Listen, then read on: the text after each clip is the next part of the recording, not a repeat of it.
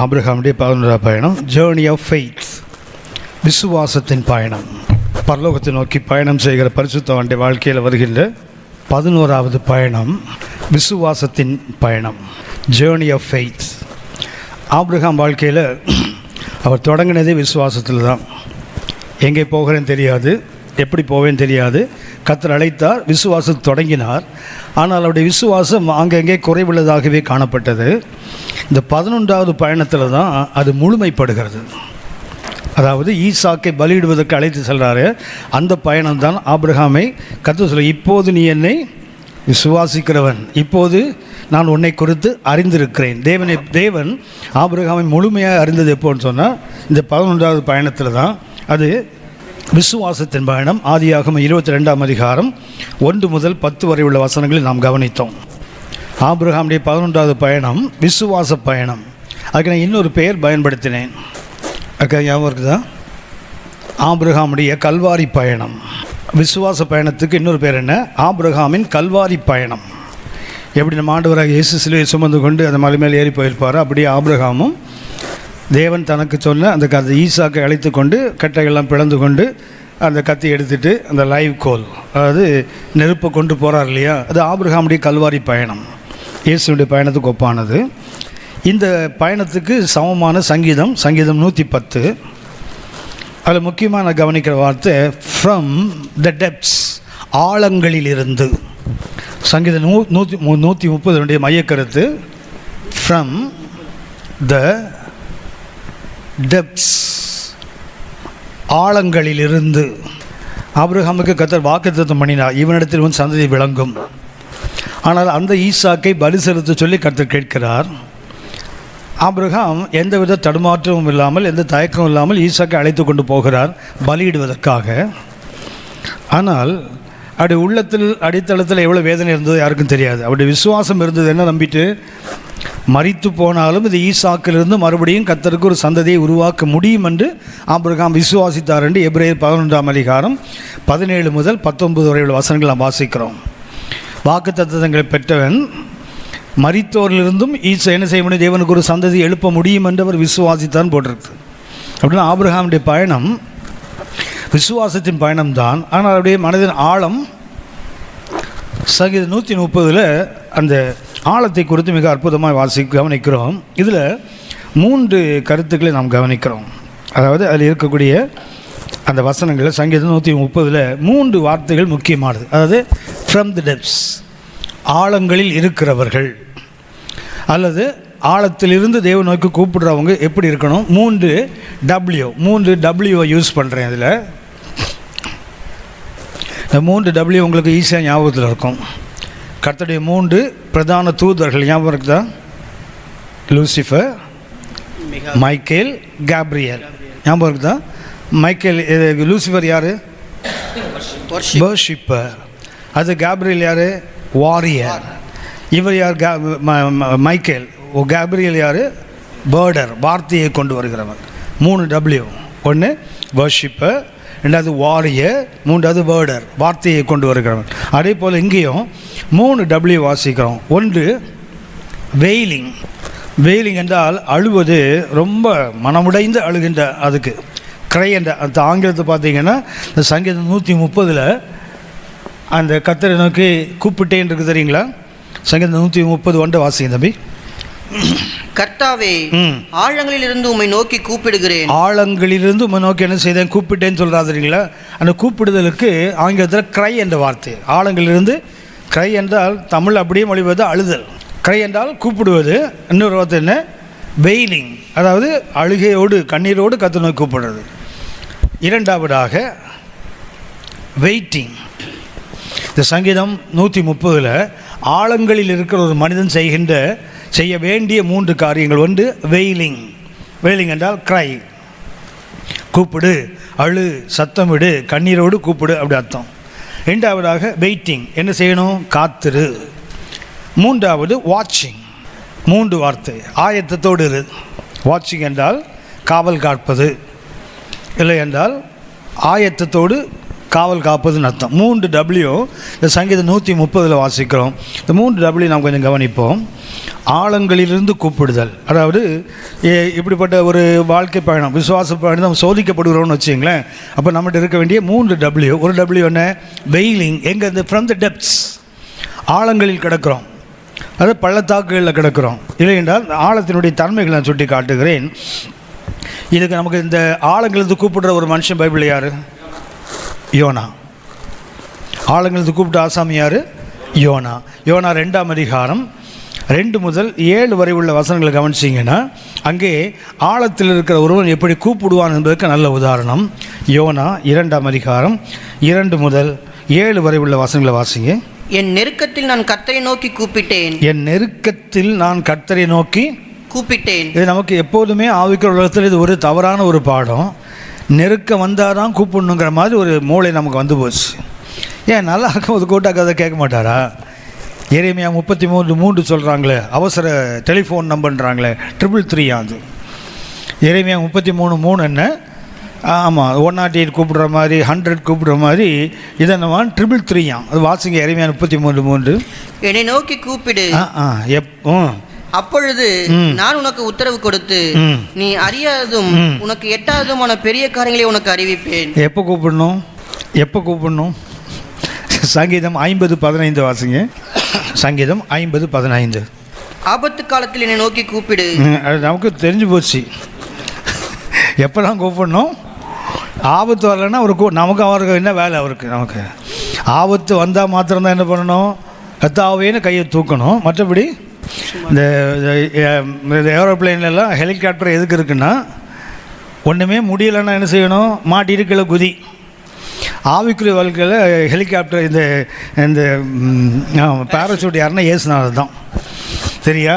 எல்லாம் ட்ரை பண்ணி முடியலன்னு வச்சுங்களேன், ஏசுனாதான்னு அப்படி கையை தூக்கிடணும், அவ்வளோதான். இப்படி குதி அப்படி குதின்னு சொல்லுவாங்கள்ல ஃப்ளைட்டில், அப்போ யார் தான் இருப்பாங்க? ஏசுனாது தான். அது வரைக்கும் எப்படி வேணால் ஜாலியாக எப்படி வேணால் பண்ணலாம். கவனித்துக் கொள்ளுங்கள். எங்கேருந்து கூப்பிடுறார் யோனா? ஆழங்களிலிருந்து. ஒழுங்காக சொன்ன இடத்துக்கு போயிருந்தேன்னா ஆழத்துக்கு போக வேண்டிய அவசியம் வருமா? ஆழங்களில் போய் தான் கூப்பிடணுன்னு அவசியம் இல்லை. எப்போ கூப்பிட்டாலும் நம்ம அப்பா கேட்பார். ஆனால் நீ என்ன ஆச்சுன்னா, ஆழங்களில் இருக்கும்போது தான் கூப்பிட்டு பழகிட்டோம். யோனா கூப்பிடுகிறார் ஆழங்களிலிருந்து. என் நெருக்கத்தில் நான் கர்த்தரை நோக்கி கூப்பிட்டேன். நெருக்கத்தில் கர்த்தரை நோக்கி கூப்பிட்டேன், அவர் எனக்கு உத்தரவு அருளினார். இவ்வளவு பெரிய தேவன் இருக்கிறாரு, ஆழத்தில் போய் கூப்பிடுவான்னு தெரிஞ்சு கூட என்ன பண்ணுறாரு? அப்போதும் பதிலளிக்க காத்திருக்கிற ஒரு தேவன் நமக்கு உண்டு. நான் பாதாளத்தின் வயிற்றிலிருந்து கூக்குரலிட்டேன், நீர் என் சத்தத்தை கேட்டீர். சமுத்திரத்தின் நடுமையமாகிய ஆழத்திலே நீர் என்னை தள்ளிவிட்டீர். நீரோட்டம் என்னை சூழ்ந்து கொண்டது, உம்முடைய வெள்ளங்களும் அலைகளும் எல்லாம் என் மேல் புரண்டது. ஆனால் ஒரு மகிமை, மேலே என்ன வருது? வெள்ளங்கள் வந்தது, அலைகள் வந்தது. ஆனால் கர்த்தருக்கு மகிமை. எல்லாம் கர்த்தருடையது, யாருடையது இல்லை, எதிரியினுடையது அல்ல. திரும்ப வாசிக்கும் அந்த வசனத்தை. சமுத்திரத்தின் நடுமையமாகிய ஆழத்திலே நீர் என்னை தள்ளிவிட்டீர். நீரோட்டம் என்னை சூழ்ந்து கொண்டது. நீரோட்டம், அந்த உள்ள கரண்ட்ஸ் இருக்கும்ல, கடலுக்குள்ள என்ன இருக்குன்னா உள்ள நீரோட்டங்கள் இருக்குது. அந்த நீரோட்டங்கள் என்னை சூழ்ந்து கொண்டது. உம்முடைய வெள்ளங்களும் அலைகளும் எல்லாம் என் மேல் புரண்டது. அப்படின்னா எவ்வளவு ஆழத்தில் தண்ணீரை கொண்டு போட்டாலும் சரிதான், மேலே ஓடுற தண்ணீர் யாருடைய தெரியுங்களா? நம்ம அப்பாவோடது தான். அது உம்முடைய வெள்ளங்கள். யாருடையது இல்லை, எதிரியுடையது அல்ல. உங்களுக்கு ஞாபகம் இருக்கும்னு நினைக்கிறேன், ஒரு மேரேஜ், இங்கிலாண்டில் ஒரு மேரேஜ் நடந்தது. ஒரு வில்லேஜ் மாதிரி உள்ள ஏரியாவில் ஒரு மேரேஜ் நடந்தது. திருமணம் முடிந்து அந்த பையன் பொண்ணை கூப்பிட்டு வழக்கமாக காரில் போவாங்களே, இவங்களுக்கு போட்டில் போனோம். ஏன்னா நிறைய அந்த வழியில் ஆறுகள்லாம் இருக்குது, தாண்டி போனோம். அந்த கூட போன பெண், கணவன், கூட உறவினர்லாம் அந்த போட்டில் போயிட்டு இருக்கும்போது என்ன பண்ணால், அப்போ தான் மேரேஜ் ஆகி வராங்க. ஹஸ்பண்ட் என்ன பண்ணான்னா, அந்த நியூலி வெட்டட் பாய் என்ன பண்ணான்னா, கோட்டு பாக்கில் கையை போட்டு துப்பாக்கி எடுத்தான். எல்லாம் பார்த்துட்டு இருக்கும்போது அப்படி ஒய்ஃபுக்கு நேரம் நீட்டுறான். புதுசாக மேரேஜ் ஆன பொண்ணு நேரம் நீட்டுறான். எல்லோரும் அலட்டாங்க, பாவி கல்யாணம் பண்ணின்னு அதுக்குள்ளே துப்பாக்கி தூக்கிட்டானே. ஆனால் அவன் மாத்திரம் கூலாக உட்காந்துருக்குறான், யார்? அது பெண் மாத்திரம். ஆனால் அவன் கேட்டான், துப்பாக்கியை பார்த்து உனக்கு பயம் இல்லையா? அவன் சொன்னான், துப்பாக்கி கொல்லக்கூடியது தான், ஆனால் இருக்கிறது என் கணவனோட கையில் இல்லை. துப்பாக்கி இருக்குதுன்னோ கனவு தான், ஆனால் அது என்ன செய்யும்? யார் கையில் இருக்குது? என்னை நேசிக்கிற என் கணவன் கையில் இருக்கும்போது அது எப்படி என்ன சுட முடியும்? வெள்ளங்களும் அலைகளும் நம்ம மேலே புரண்டு போகிறது. ஆனால் மகிமை அது யாருடைய வெள்ளம்? நம்ம அப்பாவோட வெள்ளம் தான். அந்த நினைவு வந்துட்டுன்னு வச்சிங்களேன், எத்தனை வெள்ளங்கள் எத்தனை ஆழங்களுக்குள்ளே போனாலும் இந்த வாட்டர்ஸ் இந்த கரண்ட்ஸ் எல்லாம் யாருடையது? எங்கள் அப்பாவுடையது. It won't cause any damage. எனக்கு என்ன செய்யாது ஏன்னா இது எங்கள் அப்பாவோடது இல்லையா? பவுல் சொல்லுவா தெரியுங்களா, பெரம்போடு வரட்டுமான்னு கேட்பார். என்ன பெரம்பு? அப்பா பெரம்பா வாத்தியார் பெரம்பா? வாத்தியார் பெரம்புக்கு அப்பா பெரம்புக்கு என்ன? வாத்தியாருக்கு ஒரே இது பையன் உருப்படணும், கை உடஞ்சா பரவாயில்ல. ஆனால் அப்பா பெரம்புனதுங்களா அடிக்கவும் அடிக்கணும், பையனுக்கு கையும் உடஞ்சிடக்கூடாது. வாத்தியார் அடித்தான்னா ஃபைட் டு ஃபினிஷ் அப்படி அடிப்பார். அப்பா அடிச்சுட்டு அப்படி எடுப்பார் பாருங்களா. ஏன்னா பையன் கையில் அடிக்கவும் வேணும், எலும்பும் அப்படி எடுக்கிறான் இல்லையா? வெள்ளங்களும் அலைகளும் நம்ம மேலே வரலாம், ஆனால் யாருடையது? உம்முடைய வெள்ளங்கள். அதுதான் விசேஷம். அது நம்ம அப்பாவோட வெள்ளங்கள். ஒரு நமக்கு இன்றைக்கி ஆழங்கள் இருப்போம், இல்லை துன்பங்கள் மேலே புரண்டு ஓடினாலும் கடலின் மையத்தில் இருந்தால் கூட சரிதான், மேலே ஓடுற ஆழங்கள் தண்ணீர் யாருடையது? நம்ம அப்பாவுடையது தான். அந்த நிச்சயம்தான் ஒரு கர்த்தருடைய பிள்ளைக்கு மிக மிக அவசியம். அப்படின்னா யோனா சொல்லுகிறார், மையத்திலிருந்து தொடர்ந்து வாசி தம்பி. நான் உமது கண்களுக்கு எதிரே இராதபடிக்கு, நான் உமது கண்களுக்கு முன்னே இராதபடி தள்ளப்பட்டேன். ஆகிலும் இன்னமும் உம்முடைய பரிசுத்த ஆலயத்தை நோக்குவேன் என்றேன். என்ன பண்ணா, நீங்க என்ன தள்ளிட்டீங்க, ஆனாலும் எதுதான் பார்ப்பேன். எங்க உட்கார்ந்துருக்காரு அவர்? இப்போ எங்க உட்கார்ந்துருக்காரு? மீன் வயிற்றுக்குள்ளே இருக்கிறான். அதாவது வெளியே இருக்கும்போது கர்த்தருடைய ஆலயம் தெரியல, மீனுக்குள்ளே இருக்கும்போது ஆலயம் தெரியுது பாருங்களேன். நிறைய பேருக்கு மீன் வயிற்றுக்குள்ளே போனால் தான் சபைன்னு ஒன்று இருக்குன்னு தெரியும். மீன் வயிற்றுக்குள்ளே போகாத வரைக்கும் அவனுக்கு சபையும் தெரியாது, ஞாயிற்றுக்கிழமையும் வராது, அவனுக்கு சபையில் எந்த வேலையும் வராது. எப்போ வரும்னா வயிற்றுக்குள்ளே போன பிறகு அவனுக்கு ஜெருசலேமில் இருக்குது அவருடைய ஆலயம். இவன் எங்கே கிடக்கிறான் பாருங்களேன், அங்கே இவ்வளோ தூரத்தில் அசீரியாவில் கிடக்கிறான் கடலுக்குள்ளே. அங்கேருந்து எதை பார்க்குறான்னா, வெளியே இருக்கும்போது ஆலயத்தை பார்த்தா ஆழங்கள்லேருந்து ஆலயத்தை பார்க்க வேண்டிய அவசியமே இருக்காது. நான் எப்போதுமே சொல்லுவேன், ஆர்டினரியாக ஜெபம் பண்ணிகிட்டே இருக்கோம் தெரியுங்களா, நமக்கு எக்ஸ்ட்ராடினரி ப்ரேயருக்கு வாழ்க்கையில் வாய்ப்பே வராது. ரெகுலராக ஜெபம் பண்ணிகிட்டே இருக்கோம் தெரியுங்களா, அப்படிப்பட்டவனுக்கு என்ன செய்ய வேண்டியதில்லை, அர்ஜென்ட் ப்ரேயர்லாம் வரவே வராது. வரும், அர்ஜென்சி வரும், ஆனால் அவன் ஜெபம் என்ன பண்ணாது, அர்ஜெண்ட்டாக மாறாது. தானியேல் ஒவ்வொரு நாள் என்ன பண்ணுறான், எருசலேமில் பலகணி திறந்து ஜெபம் பண்ணார் இல்லையா? இப்போ சிங்க கவிகளுதி போட்டான் தெரியுங்களா, அவன் ஜெபம் பண்ணலை. சிங்கத்து வாயிலிருந்து என்னை தப்பியும் ஆண்டவரே அப்படிலாம் அவன் ஜெபம் பண்ணலை. அவன் பாட்டு கூலாக உட்காந்துருக்கான். என்ன சொல்கிறான், ராஜாவே உமக்கு முன்னாடியும் சரி தேவனுக்கு முன்னாடி எந்த நீதி கேட்டும் செய்யலையே. கவனித்துக் கொள்ளுங்கள், அவர் ரெகுலர் ப்ரேயர் வாரியர். அவனுக்கு என்ன வேண்டியதில்லை, அர்ஜென்ட் ப்ரேயருக்கு வாய்ப்பு வருது, ஆனால் அவன் ஜெபிக்கலை. ஆனால் பாருங்கள், ஜெபிக்காமலே கர்த்தர் சிங்கத்தின் வாயை கட்டினார், ஜெபிக்காமலே எதிரி உள்ள தள்ளிப்போட்டு கொண்டார்ல. அந்த ரெண்டுக்கும் தானியேல் என்ன செய்யலை, ஜெபிக்கலை. ஸோ அர்ஜென்சி வந்தது, ஆனால் அவன் ஜெபிக்கலை. ஏன்னா is a regular prayer warrior. எப்போ தெரியுமா அந்த அர்ஜென்ட் ப்ரேயர் வரும், எப்போ எமர்ஜென்சி ப்ரேயர் வரும்னா ரெகுலராக ஜெபம் பண்ணாதவனுக்கு தான். ஒழுங்காக ஜெபம் பண்ணிட்டு இருக்கிறவங்களுக்கு என்ன வேண்டியதில்லை, பிரச்சனைகள் வரும், அதே அர்ஜென்சி இவங்களுக்கும் வரும். ஆனால் இவன் அதுக்கு, ஏன்னா இவன் ரெகுலராக ஜெபிக்கிறவன் இல்லையா, அவன் அடுக்கு ஜெபம் பண்ணலை, அவன் பாட்டுக்கு வழக்கமாக ஜெபம் பண்ணிட்டு இருக்கிறான். கர்த்தர் விடுதலை கொடுத்தார் இல்லையா? ஆனால் இவர் எங்கே, மீனின் வயிற்றில் இருக்கும்போது தான் அவருக்கு என்ன தெரியுது, பரிசுத்த ஆலயத்தை நோக்குவேன். நீங்கள் தள்ளிச்சிங்க, ஆனால் என்ன பண்ணுவேன், உன் கோயிலுக்கு தான் வருவேன். அடுத்தது, தண்ணீர்கள் பிராணபரியந்தம் என்னை நெருக்கினது, ஆழி என்னை சூழ்ந்தது, கடற்பாசி என் தலையை சுற்றி கொண்டது, பர்வதங்களின் அடிவாரங்கள் பரியந்தமும் இறங்கினேன். பூமியின் தாழ்பால்கள் என்னென்றைக்கும் என்னை அடைக்கிறதா இருக்கிறது. ஏன்னா பூமிக்குள்ள போட்டு ஒரு லாக் பண்ண எப்படி இருக்கும், அப்படி இருந்தாராம் உள்ள. ஆனாலும் என் தேவனாகிய கர்த்தாவே, நீர் என் பிராணனை அழிவுக்கு தப்புவித்தீர். என் ஆத்துமா என்னில் தொய்ந்து போகையில் போடுங்க. ஆனாலும் என் ஆத்துமாவை நீங்கள் என்ன பண்ணீங்க, தப்பு வித்தேன். கவனித்துக் கொள்ளுங்கள், இன்றைக்கி நம்ம ஆழங்களில் ஒருவேளை போவோம்னா என்ன செய்யணும், முதல்ல வெயிலிங். உங்களுக்கு இருதயத்தின் திரையை என்ன செய்யணும், கொஞ்சம் கிழித்து கொண்டு கர்த்தரை நோக்கி என்ன செய்யணும், புலம்பி ஜெபித்தால் கண்டிப்பாக பதில் உண்டு. இந்த ஆழம் என்பதற்கு எபிரேய மொழியில் 4 வார்த்தைகள். ஆழம், இந்த ஆழம் இருக்கு இல்லையா, இந்த ஆழத்தை பற்றி 4 வார்த்தைகள். ஒன்று யோபுவின் புஸ்தகம் 28ஆம் அதிகாரம் 14ஆம் வசனம். யோபு 28:14. ஆழமானது அது என்னிடத்தில் இல்லை என்கிறது.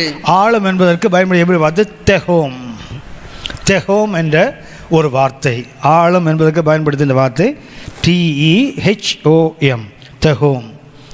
தெஹோம் என்பதற்கு தமிழில் அந்த வசனத்தை பார்த்தீங்கன்னா ஞானம் இல்லைன்னு சொல்லுதான். திரும்பி வாசிங்க அந்த வசனத்தை. ஆழமானது அது என்னிடத்தில் இல்லை என்கிறது. ஆழம் என்ன சொல்லுதான், ஞானம் என்கிட்ட இல்லைன்னு சொல்லுதான்.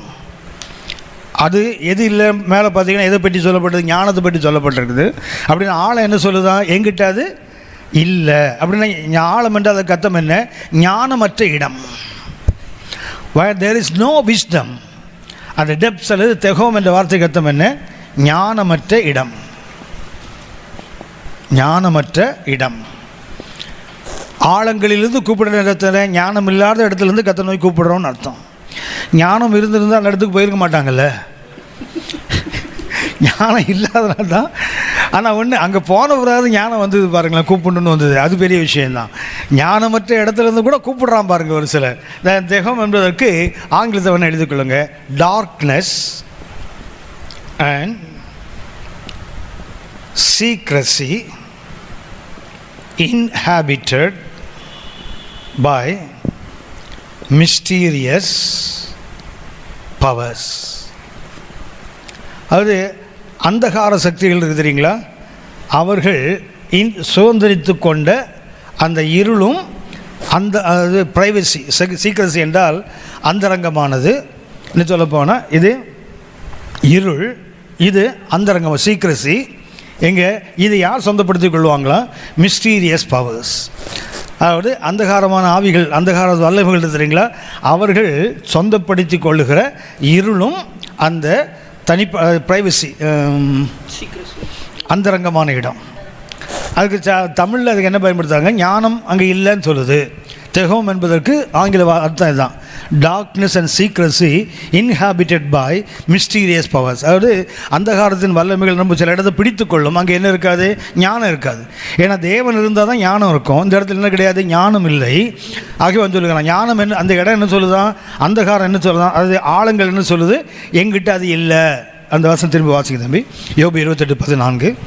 ஆழமானது அது என்னிடத்தில் இல்லை என்கிறது. அது என்னிடத்தில் இல்லை என்கிறது. சமுத்திரமானதும் அது என்னிடத்தில் இல்லை என்கிறது. அப்படின்னு என்ன பண்ணுது? ஆழங்களும் சமுத்திரமும் என்ன சொல்லுது? ஞானம் என்கிட்ட இல்லை. அப்படின்னா தெகோம், அந்த ஆழம் என்பது அர்த்தம் என்ன? ஞானமற்ற இடம். அதாவது அந்த இடத்துல என்ன இருக்கும்? அந்தகார சக்திகள் இருளையும் அல்லது அவங்களுடைய அந்தரங்கத்தையும் ஒழித்து வைத்து சொந்தப்படுத்திக் கொள்ளுகிற இடம்னு அர்த்தம். ஆழம் என்பதற்கு ஒரு அர்த்தம் தெகோம். அடுத்தது ஆழம் என்பதற்கு ரெண்டாவது ஏசாயா 7:11. ஏசாயா 7:11. நீ உன் தேவனாகிய கர்த்தரிடத்தில் ஒரு அடையாளத்தை வேண்டிக்கொள். நீ உன் தேவனாகிய கர்த்தரிடத்தில் ஒரு அடையாளத்தை வேண்டிக்கொள். ஆகாசராஜ்ட்ட சொல்றார் ஏசாயா, நீ என்ன பண்ணு? உன் தேவனாகிய ஒரு அடையாளத்தை கேட்டுக்கொள். அதை ஆழத்தில் இருந்தாகிலும் உன்னதத்தில் இருந்தாகிலும் உண்டாக கேட்டுக்கொள் என்று சொன்னார். என்ன சொல்லப்படுது அந்த ஆகாஷ் ராஜாவுக்கு? நீ என்ன பண்ணு? கர்த்தரிடத்தில் அடையாளத்தை கேட்டுக்கொள். எங்கிருந்து கேட்டுக்கொள்? உன்னதத்தில் இருந்தாகிலும் அல்லது ஆழங்களில் இருந்தாகிலும். இந்த ஆழத்துக்கு பயன்படுத்துகின்ற எபிரேய வார்த்தை ஆமெக். சங்கீதம் 130 வாசிக்க ஆழங்களில் இருந்து, அதில் இந்த வார்த்தை தான் பயன்படுத்தப்படுகிறது. ஏசாயா 7:11 அந்த வார்த்தை இருக்குது. அதுக்கு இன்னும் சொல்ல போனால் எபிரேய மொழியில் முன்னாடி என்ன பண்ணுவாங்க? ஒரு MA சேர்ப்பாங்க, மா ஆமெக் என்று பயன்படுத்துவாங்க. ஆனால் பொதுவாக பயன்படுத்தும் போது ஆமெக் என்ற வார்த்தை. உதாரணமாக இந்த மா ஆமெக் என்பது ஏசாயா 51:10 கொஞ்சம் வாசித்து பாருங்கள். ஏசாயா 51:10.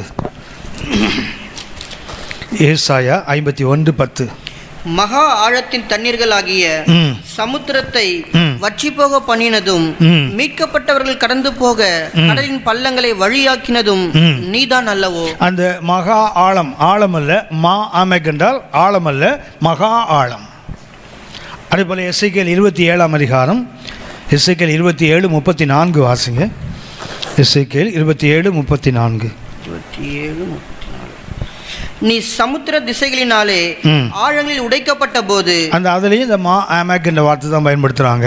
மா ஆமெக் என்றால் என்ன? மகா ஆழம். இந்த தமிழில் மகா இல்லை, ஆனால் அதில் பயன்படுத்துகிற எபிரேய வார்த்தை என்ன? மா ஆமெக்.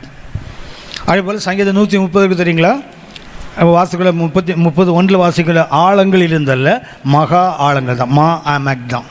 சரி, இந்த ஆமெக் என்பதற்கு அதுக்கு அர்த்தம் என்ன? Profound to make. அதுக்கு ஆங்கிலத்தம் என்ன? profound to make. அதாவது உருவாக்குவதற்கு கொஞ்சம் கடினமானது சொல்ல போனால் எளிதாக அடைய முடியாததுன்னு அர்த்தம். ப்ரொஃபவுண்ட் டு மேக் என்ற அர்த்தம் என்ன? எளிதாக அடையக்கூடாதது, முடியாதது. தமிழில் பார்த்தீங்கன்னா அதுக்கு ஆழமான அறிவு. ப்ரொஃபவுண்ட் டு மேக் என்பதற்கு அர்த்தம் என்ன? ஆழமான அறிவு. என்ன ஏசாவுக்கு சொல்லப்படுகிறது? நீ கர்த்தருடைய ஒரு அடையாளத்தை கேட்டுக்கொள். அது எங்கே? உன்னதத்தில் இருந்தாகிலும் ஆழங்களில் இருந்தாகிலும் கேட்டுக்கொள்ளும் போட்டிருக்கு இல்லையா? அந்த ஆமெக் என்பதற்கு இங்கே அடையாளம் என்னவென்றால், எங்கேருந்து கேட்க சொல்கிறார் கர்த்தர்? உன்னதத்தில் இருந்தால் கர்த்தரிலிருந்து கேட்டுக்கோ. அடுத்தது என்ன? ஆழங்களிலிருந்து. என்ன கேட்க சொன்னார்? கர்த்தர்ட்ட ஒரு அடையாளத்தை கேள். இந்த ஆகாஷ்ராஜ் எப்படிப்பட்டவன் சொன்னால், ரொம்ப திறமையான பிரில்லியண்டான ஆள். இவன் என்ன செய்கிறான்? சீரியா நாட்டுக்கு போகிறான். சீரியாவுக்கு போன போது அங்குள்ள ஆலயங்களை பார்க்குறான். அந்த ஆலயத்தில் பெரிய பலிபீடங்கள் இருக்குது. அந்த பலிபீடத்தை பார்த்தோன்னே இவனுக்கு ரொம்ப இன்ட்ரெஸ்ட் ஆகிட்டாங்க. ஏன்னா அவ்வளோ ஒரு ரொம்ப நல்ல ஒர்க்கு, நிறைய வேலைகள் நிறைஞ்சதாக இருக்கணும், நுணுக்கங்கள் நிறைஞ்சதாக இருக்கணும். அதை பார்த்துட்டு என்ன பண்ணான் தெரியுங்களா? அவன் அங்கே இருந்து என்ன பண்ணுறான்? அவன் சீரியாவில் தான் இருக்கிறான். ஆனால் அந்த பிளான் இருக்குது தெரியுங்களா? இஸ்ரேலுக்கு அனுப்பிட்டான். ஒருவேளை ஸ்கேன் பண்ணி அனுப்புனான்னு இன்னும் தெரியல. ஆள் அங்கே இருக்கிறான். ஆனால் ப்ளூ பிரிண்ட் எங்கே வந்துட்டு? இங்கே வந்துட்டு. அவன் ஊரில் உள்ள கில்லாடிங்களை பாருங்களேன். இவன் அங்கேருந்து இங்கே வர்றதுக்குள்ளே அப்படியே இங்கே செய்துட்டான். பார்க்காமலே ப்ளூ பிரிண்ட்டை வச்சுட்டு அவன் எங்கே பார்த்தானோ அதை இங்கே செய்துட்டான் பாருங்களேன். மோசே மலையில் கர்த்தர் காட்டினதை பார்த்தாரு. ஆனால் இங்கே செய்தது யார்? பெசலேயேலும் அகோலியாவும். அவனுக்கு என்ன கொடுக்கப்பட்டது? ஞானம் கொடுக்கப்பட்டது, விசேஷித்த அபிஷேகம் கொடுக்கப்பட்டது. ஆகினால அங்கே அவர் பார்த்தது, அவர் செய்தது இவன். முடிக்கும்போது பார்த்திங்கன்னா மோசைக்கு காண்பிக்கப்பட்டபடியே செய்திருந்தாங்க. ஒவ்வொன்றையும் பார்த்திங்கன்னா அப்படியே இப்போ இவங்க பார்க்கவே இல்லை. அப்படின்னா அவன் அங்கே பார்ப்பதை இங்கே வந்து அவன் எக்ஸ்பிளைன் பண்ணியிருக்கணும். ஆனால் அதை புரிஞ்சுக்கிறான் பாருங்களேன். அதை புரிஞ்சுட்டு அப்படியே ரீப்ரொடியூஸ் பண்ணுறாங்க இல்லையா? செய்யும்போது அவன் பார்த்ததுக்கும் இவன் செய்ததுக்கு என்ன இல்லை வித்தியாசம். அப்படின்னா எவ்வளவு ஆவியானோ கொடுக்கப்பட்டுருவ பாருங்க. அதே ஆவி ராங் சைட்லேயும் இருக்குது பாருங்களேன். பார்த்தது ஆகாஷ், அது செய்து யார்? அவனுடைய சிற்பாசாரிகள். எப்படி பண்ணுறான் பாருங்களேன். அவன் அங்கே பார்த்தது இங்கே செய்துட்டான் பாருங்களேன். அவ்வளவு கில்லாடி ஆளவன். அப்படி அவன் பார்க்குறான், அது இங்கே செய்யப்படுகிறது. வந்து என்ன பண்ணான் தெரியுங்களா? பார்த்தான், ஆஹா இது ரொம்ப நல்லா இருக்குது. கர்த்தருடைய ஆலயத்தில் கர்த்தருடைய பலிபீடம் இருக்கு இல்லையா? அதை ஓரங்கட்டி வச்சுட்டு என்ன பண்ணாங்கன்னா, அந்த இடத்துல சீரியாவில் பார்த்து அந்த பலிபீடத்தை வச்சுட்டான். வைத்து இது எதுக்குன்னா கர்த்தருக்கு பலி செலுத்துறதுக்கு தான். அது எதுக்குன்னா சன்னதம் பார்ப்பதாவது குறி கேட்கறதுக்கு. கர்த்தருடைய பலிபீடம் இன்றைக்கி என்னவா மாறி போச்சு? குறி கேட்குற மேடையாக மாறி போச்சுது. இன்றைக்கி சிலுவைன்னு சொல்கிறாங்க தெரியுங்களா? எபிரேயர் 13:10 வாசிக்கிற நமக்கு ஒரு பலிபீடம் உண்டு. we have an altar. அது என்ன? சிலுவை. இன்றைக்கி சிலுவை எதுக்கு பயன்படுது? குறி சொல்கிறதுக்கு பயன்படுது. இந்த இங்கிலீஷ் மேலே நிறைய முன்னாடி பார்த்துருப்பீங்க, இப்போ கூட தான் பார்ப்போம். சரி, அப்போ பார்த்துருப்பீங்கள. அதில் பார்த்தீங்கன்னா அந்த எக்ஸாசிஸ்லாம் பார்த்தீங்கன்னா கையில் ஒரு சிலுவை வச்சுருப்பான். பார்த்துருக்கீங்களா? ஹலோ, சிலுவை எதுக்கு? பேய ஓட்டுறதுக்கு. இன்றைக்கி எதுக்கு வச்சுருக்கான்? குறி கேட்கறதுக்கு வச்சுருக்கான் சிலுவை. சிலுவை குறி கேட்குற இடமா அது? தேவன் தன்னையே பலியாக செலுத்தின அந்த பலிபீடத்தில் இன்றைக்கி என்ன ஆகுது? குறிமேடையாக மாற்றப்பட்டிருக்குல்ல. சிலுவை தான் நிறைய பேருக்கு இன்னைக்கு பொழப்பே நடக்குது. அதை தான் இந்த ஆகாஷ் செய்து விட்டான். இவ்வளவு செய்கிறான். உங்களுக்கு தெரியும், எனக்கு சூரிய கடிகாரத்தை கண்டுபிடிச்சது இந்த ஆகாஷ் தான். நம்ம பார்க்குறோமே, இந்த ஆகாஷ் வெரி பிரில்லியன்ட் மேன். அங்கே பார்த்ததை அவன் வரதுக்குள்ள இங்கே செய்ய வச்சுட்டான் பாருங்க. அப்படி எவ்வளோ திறமையாக இருக்கணும் பாருங்க. சூரியனை கொண்டு அந்த நிழல் கடிகாரத்தை கண்டுபிடிச்ச இந்த ஆகாஷ் தான். இசைக்கா சுகம் பெறும் ஆகாசுடைய கடிகாரத்தை 10 பாகை பின்னாடி போகணும் தான் கேட்பான். ஸோ அவ்வளவு பிரில்லியன்ட்டு. அவங்ககிட்ட ஏசாயா சொல்லுகிறார், நீ ஒரு அடையாளத்தை கேட்டுக்கப்பா. அது எங்கேருந்து கேளு? உன்னதத்தில் இருந்தாகிலும் கேளு, அல்லது ஆழத்தில் இருந்த அந்த ஆழம் வந்து காமிக்கின்றது ஆழமான அறிவு. அந்த ரேஞ்சை பாருங்களேன். எங்கேருந்து எங்கே வரைக்கும்? உன்னதம் வந்து பரலோகம், ஆழமான இருந்து பாதம். அது கீழே ஒன்றும் இல்லை. இந்த ரெண்டுக்கும் இடையில் எதை வேணா நீ அடையாளம் கேளு. அவன் சொன்னான், உன் தேவனாகிய கர்த்தர் என்ன செய்ய மாட்டேன்? பரீட்சை பார்க்க மாட்டேன். Mister perfect. இவர் பண்ணுறதெல்லாம் அட்டூழியம். ஆனால் என்ன செய்ய மாட்டாராம்? உன் தேவனாகிய கர்த்தரை பரீட்சை பாரதும் போட்டிருக்கல. ஏண்டா, அந்த பலிபீடத்தை கட்டினா பாவம் இல்லை. கர்த்தர் ஒன்று அடையாளம் கேட்க சொன்னால் கேட்க மாட்டேன், அது உனக்கு பரிசுத்தமா? அப்புறம் ஏசாயா சொல்லுவார், நீங்கள் மனுஷனை வசனப்படுத்தினது போதாதுன்னு என் தேவனையே வசனப்படுத்துறீங்களா? ஆகையால் தேவன் தாமே உமக்கு ஒரு அடையாளத்தை கொடுப்பார். என்ன அடையாளம்? ஒரு கன்னிகை கர்ப்பவதியாகி ஒரு குமாரனை பெறுவாள். அப்படின்னா அந்த ஆழமான அறிவு என்ன தெரியுங்களா? Profound to make. மனுஷன் மூளையில் என்ன செய்ய முடியாது? ஒரு கன்னி கர்ப்பத்தை மனுஷன் கற்பனை கூட பண்ண மாட்டான். ஒரு கன்னி எப்படி பிள்ளை பெற முடியும்? மனித மூலையிலிருந்து வராது. அதான் அதுக்கு ஆழமான ப்ரொஃபவுண்ட் டு மேக். அதாவது உருவாக்குவதற்கோ செய்வதற்கோ சீரியாவில் உள்ள பலிபீடத்தை அவன் செய்துட்டான். ஆனால் கர்த்தர் நினைக்கிற அந்த அடையாளத்தை உன்னால் செய்ய முடியாது. ஏன்னா இட்ஸ் அ ப்ரொஃபவுண்ட் நாலேஜ். அது என்ன? எல்லையற்ற ஒரு அறிவு, அந்த ரொம்ப ஆழமான அறிவு. அப்படின்னா ஆழம் என்பதுக்கு ஒரு அர்த்தம் என்ன? அது ஆழமான அறிவை குறிப்பது. மூன்றாவதாக ஆழம் என்பது ஓமெக். மூன்றாவது என்ன? ஓஎம், இது ஏஎம்இக்யூ. அடுத்தது ஓஎம்இக்யூ, ஓமக். மூன்றாவது ஆழம் என்பதற்கு பயன்படுத்துகின்ற எபிரேய வார்த்தை ஓமக். ஒரு வசனத்தை வாசிங்க. நீதிமொழிகள் 25:3. நீதிமொழிகள் 25:3. வானத்தின் உயரமும் பூமியின் ஆழமும் ராஜாக்களின் இருதயங்களும் ஆராய்ந்து முடியாது. ஆராய்ந்து முடியாதது. ஓமக் என்பதற்கு அர்த்தம் என்ன? அந்த ஆழத்தை என்ன செய்ய முடியாது? nobody can search. ஆராய முடியாதது, ஆராய முடியாதது. இதுதான் என்ன அந்த ஓமெக் என்ற வார்த்தைக்கு அர்த்தம். அன்சர்ச்சபிள். ஆராய்ந்து எந்த மனுஷனாலும் என்ன செய்ய முடியாது? அந்த ஆழத்தை கண்டுபிடிக்கவே முடியாது. எதெல்லாம்? திரும்ப வாசிக்க தம்பி. வானத்தின் உயரமும், வானத்தின் உயரம், பூமியின் ஆழமும், பூமியின் ஆழமும். நம்ம ஆளை ஆராய்ந்து கண்டுபிடிச்சிட்டாங்கல்ல, கண்டுபிடிச்சாங்க தானே. பூமி அப்படியே ட்ரில் பண்ணிட்டு போனால் 12 கிலோமீட்டரில் அங்கே சத்தம் கேட்டுது, அதான் நடுவில் மையம் சொல்லிட்டாங்கல்ல. ஹலோ, வசனம் சொல்லுது ஏன்னா இட் இஸ் அன்சர்ச்சபிள். அது ஆராய முடியாது. ஆனால் இன்றைக்கி அதுதான் நிறைய பேர் பேசிட்டு உட்காந்துருக்காங்க. சரியா? வானத்தின் உயரத்தையும் ஆராய முடியாது, பூமியின் ஆழங்களை என்ன செய்ய முடியாது. இட் இஸ் அன்சர்ச்சபிள், ஓமெக் என்ற வார்த்தை. நான்காவதாக மெசோலா. நான்காவது என்ன வார்த்தை? ஆழம் என்பதற்கு பயன்படுத்த கிரேக்க எபிரேய வார்த்தை மெசோலா. இந்த வார்த்தையை நாம் மீகா 7:19 வாசிக்கிறோம். மீகா 7:19. மீகா 7ஆம் அதிகாரம் 19ஆம் வசனம். அவர் திரும்ப நம்மேல் இறங்குவார், நம்முடைய அக்கிரமங்களை அடக்கி நம்முடைய பாவங்களை எல்லாம் சமுத்திரத்தின் ஆழங்களில் போட்டு விடுவார். அதுக்கு என்ன? அதுக்கு கீழே ஒன்றும் கிடையாது அர்த்தம். பாட்டம், கீழே. ஆழம் என்பதற்கு நாங்கள் மெசோலா என்ற வார்த்தைக்கு அர்த்தம் என்ன? அந்த ஆழத்துக்கு மெசோலா என்ற வார்த்தையை பயன்படுத்துகிறாங்க. அதுக்கு அர்த்தம் என்ன? அதுக்கு கீழே ஒன்றும் கிடையாது. தேவன் நமது பாவத்தை கொண்டு போடுறதுக்கு அதுக்கு கீழே ஒரு ஏரியா தான் அங்கே கொண்டு போட்டிருப்பார். அதுதான் the last R the least area, கடைசி ஏரியா தான் மெசோலா. அப்படின்னா ஆழத்திலிருந்து கூப்பிடுகிறேன் என்றால் ஒரு அர்த்தம் என்ன? ஆழம் என்பதற்கு ஒன்று ஞானமற்ற இடம் என்ற அர்த்தம். இன்னொரு பக்கத்தில் என்ன அர்த்தம்? ஆழமான அறிவு என்ற அர்த்தம். மூன்றாவது என்ன? ஆராய முடியாதது. நான்காவது அதுக்கு கீழே வேறு ஒன்றும் இல்லை. இப்படி எந்த இடத்துல பாசிட்டிவோ நெகட்டிவோ எந்த இடத்தில் இருந்தாலும் சரிதான், அந்த ஆழத்திலிருந்து கூப்பிட்டால் நம் கத்தை கேட்பார். ஆண்டவரே ஆராய முடியல, ஆண்டவரே என் ஞானத்தால் அதை கண்டுபிடிக்க முடியலை, ஆண்டவரே இதுக்கு கீழே என்னால் போக முடியும், எங்கே இருந்தாலும் சரிதான் அந்த ஆழத்திலிருந்து கர்த்தர் கூப்பிடுவார். சரியா? பைபிளில் குறிப்பாக சங்கீதத்தில் 7 விதமான ஆழங்களை வாசிக்கிறோம். சங்கீதத்தில் 7 விதமான ஆழங்கள். அதை விளக்கி சொன்னால் ரொம்ப நேரம் ஆகிடும். அவங்களுக்கு அந்த தாட்டை மாத்திரம் கொடுத்துட்டு போய்ட்றேன். சரியா? ஏன்னா சைடில் போனால் அதுக்கப்புறம் மெயினில் வரவே முடியாது, சைடே இழுத்துட்டு போயிடும். ஆனால் நான் அந்த சைடில் உங்களுடைய சிந்தனைக்காக இதை வைக்கிறேன். ஏன்னா நீ எத்தனை பேர் இந்த கோணத்தில் படிப்பீங்கன்னு எனக்கு தெரியாது. அதனால் என்ன பண்ணுங்கள், சங்கீதத்தில் மாத்திரம் 7 ஆழம். ஒன்று சங்கீதம் 64:6. சங்கீதம் 64:6. அவர்கள் நியாயக்கேடுகளை ஆய்ந்து தேடி தந்திரமான யோசனைகளை நிறைவேறும்படி பிரயத்தனம் பண்ணுகிறார்கள். அவர்கள் ஒவ்வொருவருடைய உட்கருத்தும் இருதயமும் ஆழமாய் இருக்கிறது. அடுத்தது என்ன? சிந்தையின் ஆழம். அந்த உட்கருத்து இருக்கு தெரியுங்களா, அது டெப்த் ஆஃப் தி மைண்ட், சிந்தையின் ஆழம். ரெண்டாவதாக சங்கீதம் 68:23.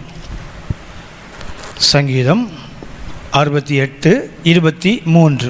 என்னுடைய ஜனத்தை பாசானில் இருந்து திரும்ப அழைத்து வருவேன், அதை சமுத்திர ஆழங்களிலிருந்து திரும்ப அழைத்து வருவேன் என்று.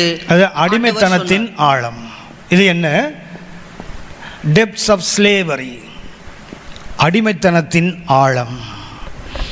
மூன்றாவதாக சங்கீதம் 78:15. Psalm 78:15. சங்கீதம் 78:15. வனாந்தரத்திலே கண்மலைகளை பிளந்து மகா ஆழங்களில் இருந்து தண்ணீரை அவர்களுக்கு குடிக்க கொடுத்தார். அது அடைய முடியாத ஆழம், அன்ரீச்சபிள். எந்த மனுஷன் என்ன பண்ண முடியாது?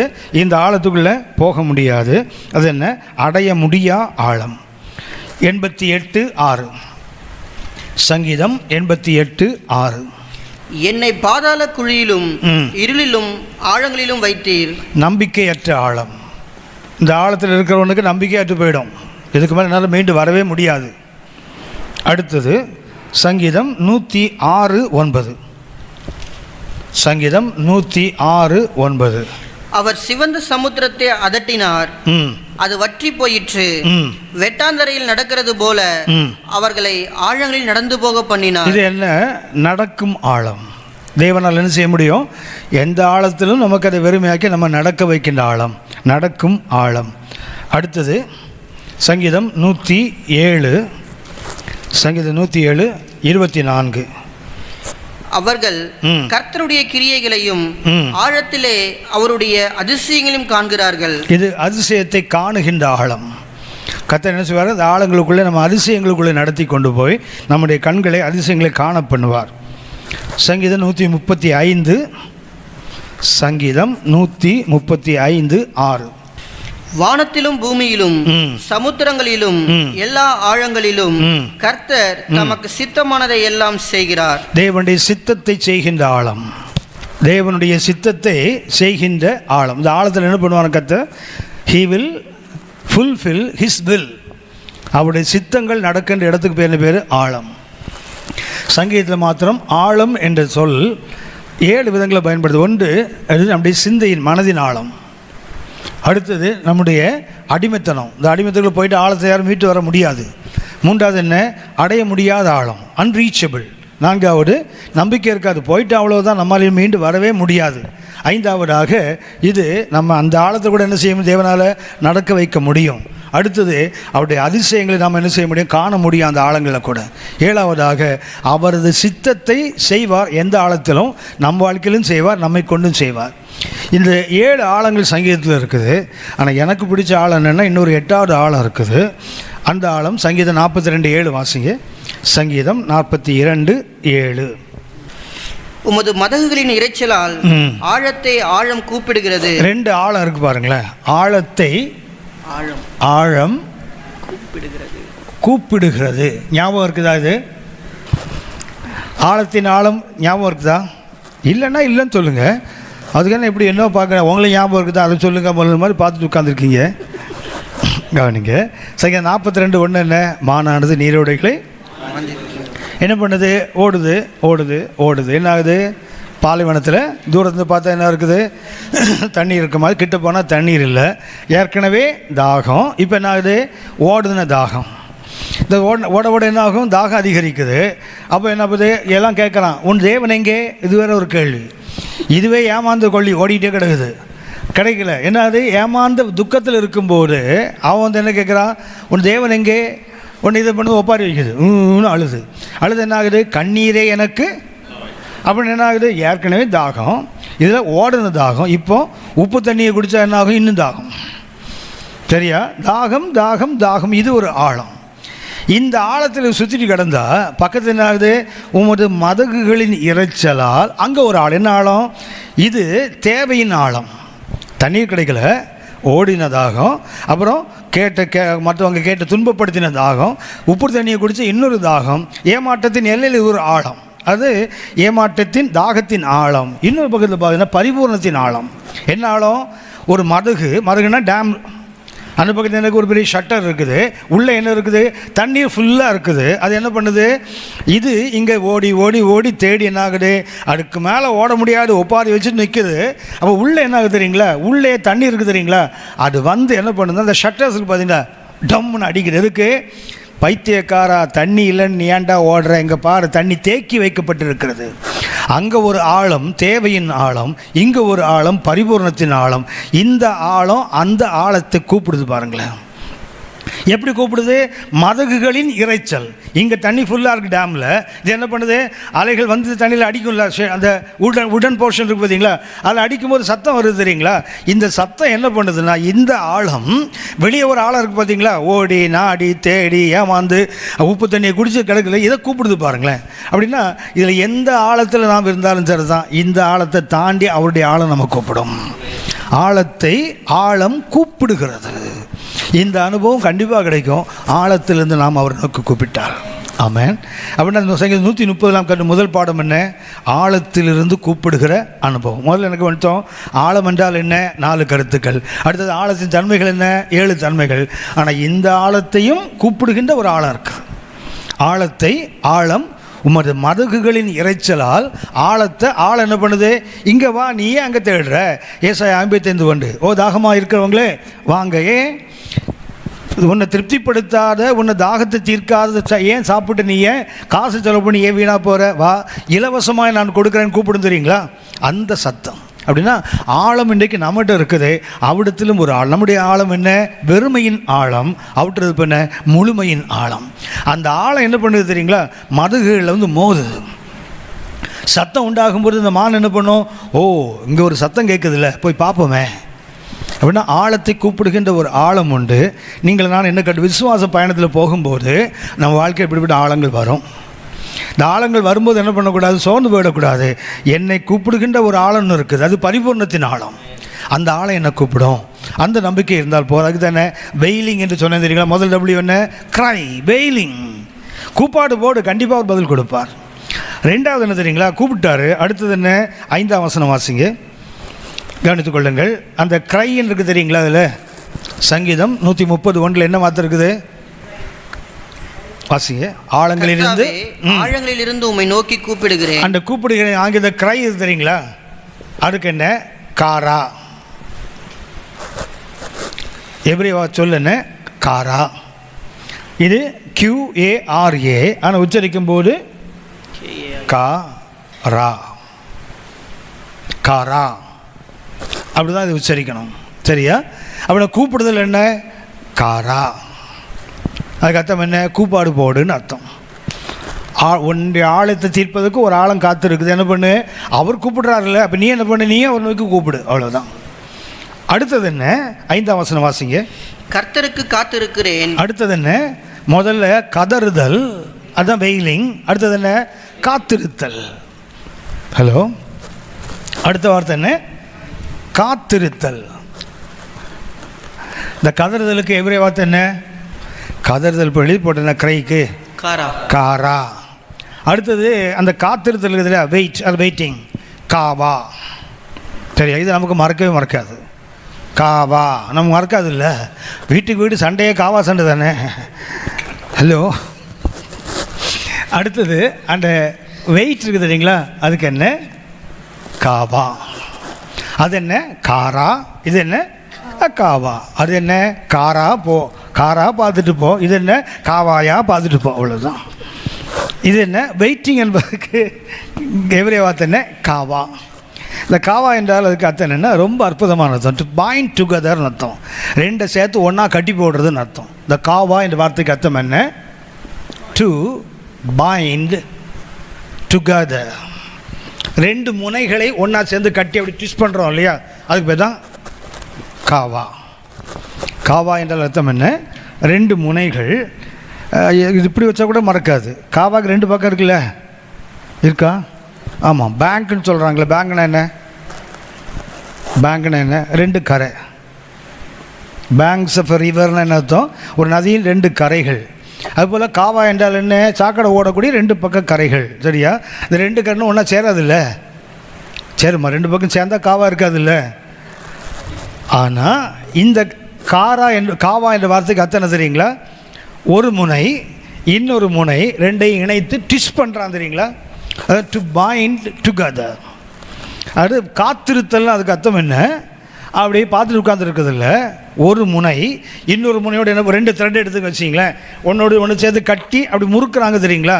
அதுக்கு பேர் தான் காவா. அவனதுக்கு அர்த்தம் என்ன? ஒரு பக்கத்தில் யார்? தேவன். ஒரு பக்கத்தில் யார்? மனிதன். ரெண்டு பேர் என்ன பண்ணு?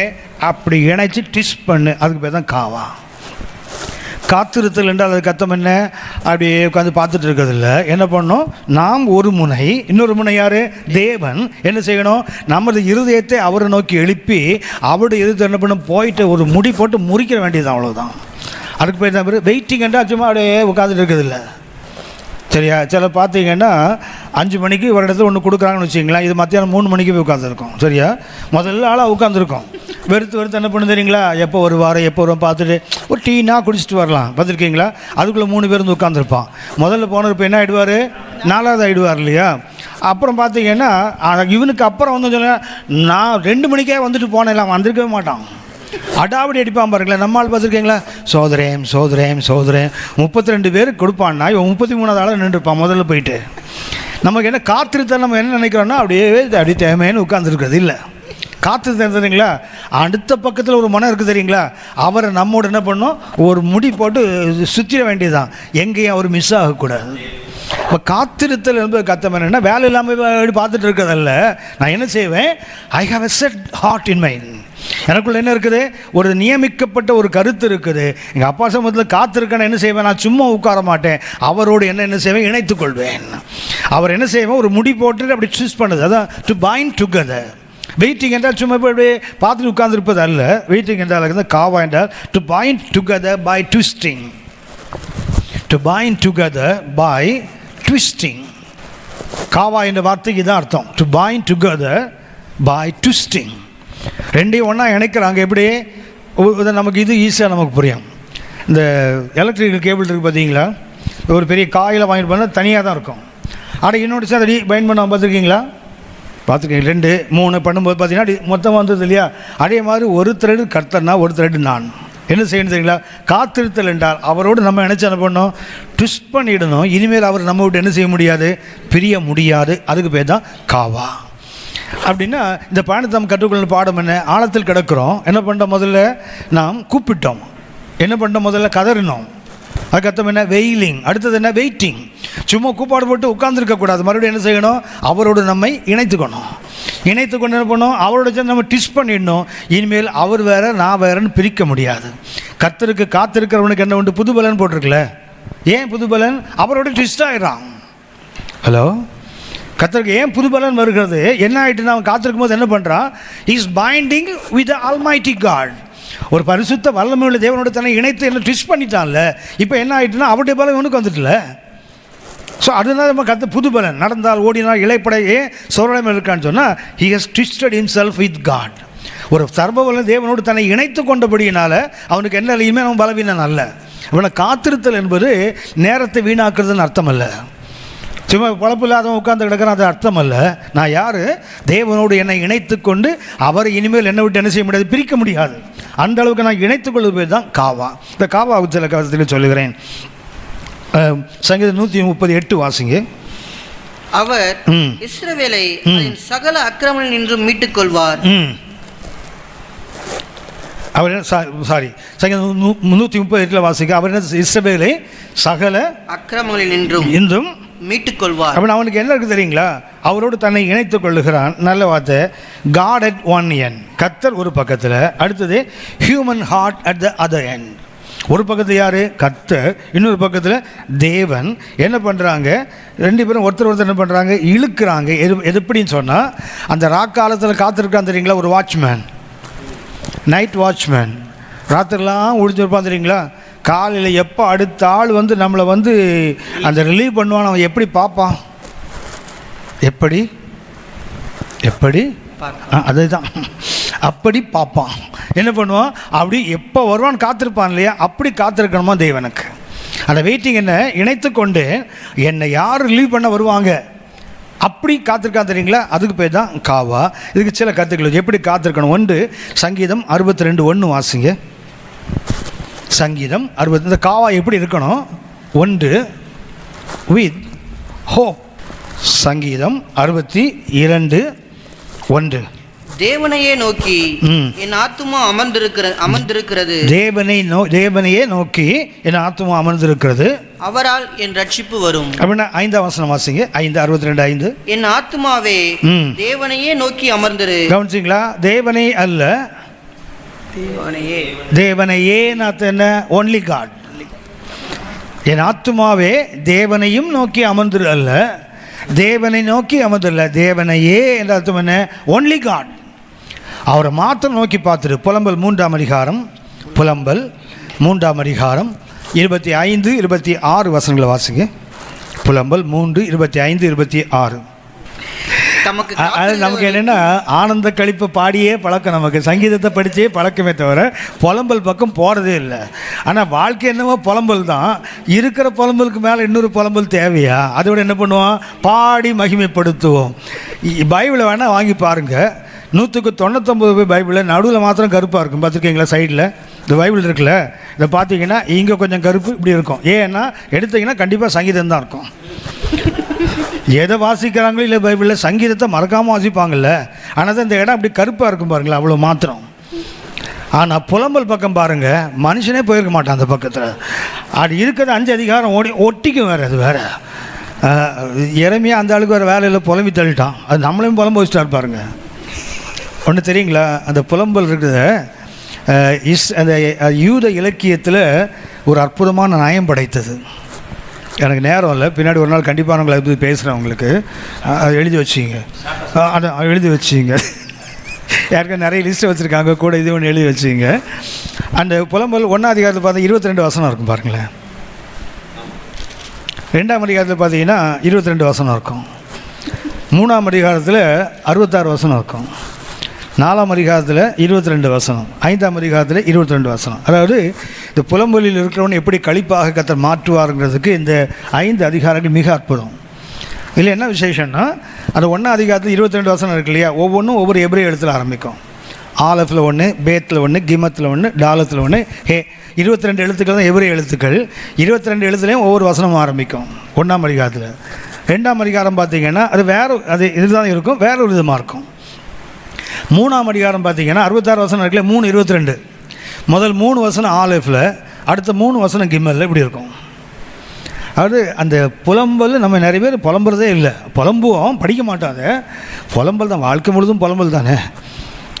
இந்த இப்போ பாருங்களேன், பைபிள் ஸ்டோர் வந்து மாட்டிகிட்டு இருக்கீங்களே, உள்ளே புலம்பிகிட்டு இருப்பீங்க. இந்த மனுஷன் போகிற போக்க பார்த்தா நீங்கள் முடிக்கவே மாட்டான் போல் இருக்குது, அப்படி ஒரு புலம்பல் இருக்குல்ல.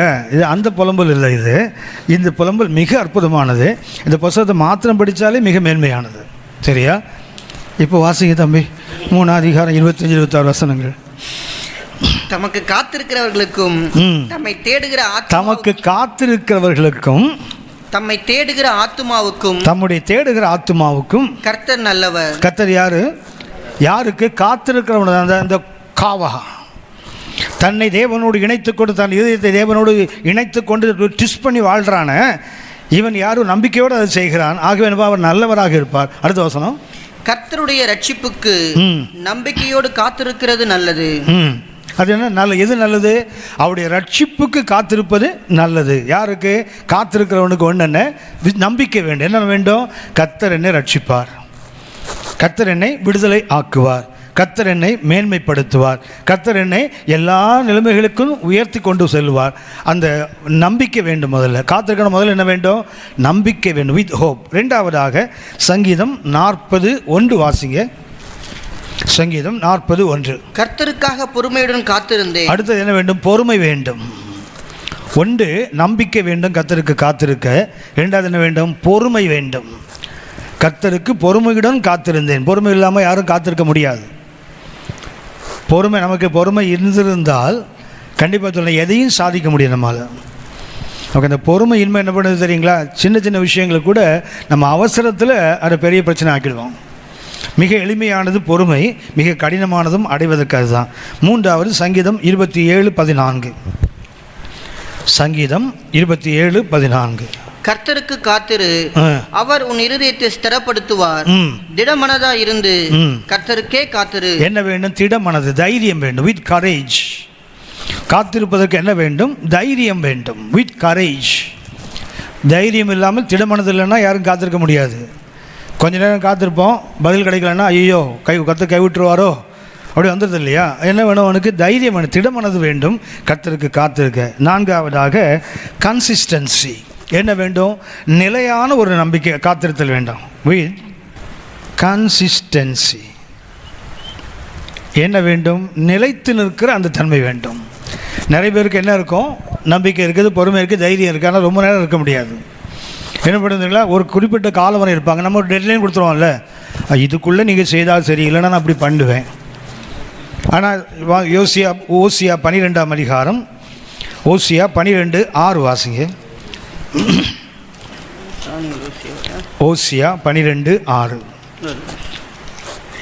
இப்போதும் நீ உன் தேவனிடத்தில் திரும்பு, தயவையும் நியாயத்தையும் கைக்கொண்டு இடைவிடாமல் உன் தேவனை நம்பிக்கொண்டிரு. எப்படி இடைவிடாமல்? கன்சிஸ்டண்டாக, நிலையாக, இடைவிடாமல், வித் கன்சிஸ்டன்சி. எப்படி இருக்கணும்? இடைவிடாமல் நிலைத்து நிற்கிற. நமக்கு என்ன பண்ணணும்? கொஞ்ச நேரம் உறுதியாக இருப்போம். லூக்கா 18:1 நீங்கள் அறிந்திருப்பீங்கள். சோர்ந்து போகாமல் இடைவிடாமல் ஜெபம் பண்ணுங்க. நாம் ஜெபிப்போம், ஒரு குறிப்பிட்ட காலத்துக்கு அப்புறம் ஜெபிக்கிறத விட்டுருவோம். நான் ஏன் சொன்னேன்? சோர்ந்து போகாமல். அதுக்கு அர்த்தம் என்ன? கன்சிஸ்டன்சி. என்ன வேண்டும்? கர்த்தர் மேலுக்கு காத்திருக்கணும். என்ன வேண்டும்? அந்த இடைவிடாமல் கர்த்தர் மேலே காத்திருக்க அந்த நம்பிக்கை வேண்டும். 5ஆவதாக சங்கீதம் 69:3. நான் கூப்பிடுகிறதினால் இளைத்தேன், என் தொண்டை வறண்டு போயிற்று, என் தேவனுக்கு நான் காத்திருக்கையால் என் கண்கள் பூத்து போயிற்று. என்ன ஆச்சு? With tears. கண்கள் பூத்து போகிற அளவுக்கு அது பார்த்து பார்த்து என்ன ஆகும்னா, எப்போ வருவார் கண்களே பூத்து போயிடுதான். அது கண்கள் பிளைண்ட் ஆகிற போகிற அளவுக்கு அப்படியே பார்த்துட்டே இருக்கிறான். அப்படின்னு அர்த்தம்? கண்ணீரோடு இந்த பாட்டு பாடுறாங்களே, எட்டி எட்டி உம்மை அண்ணாந்து பார்த்து கண் பூத்து போனதே. பாட்டு கேட்டிருக்கீங்களா? இதெல்லாம் கேட்காதீங்க சரியா? இந்த மாதிரி கெட்ட பாட்டெலாம் கேட்கக்கூடாது சரியா? ஆமாம், இந்த பாட்டு பழைய பாட்டு, எங்கள் பாஸ்டர் ரொம்ப விரும்பி பாடுற பாட்டு.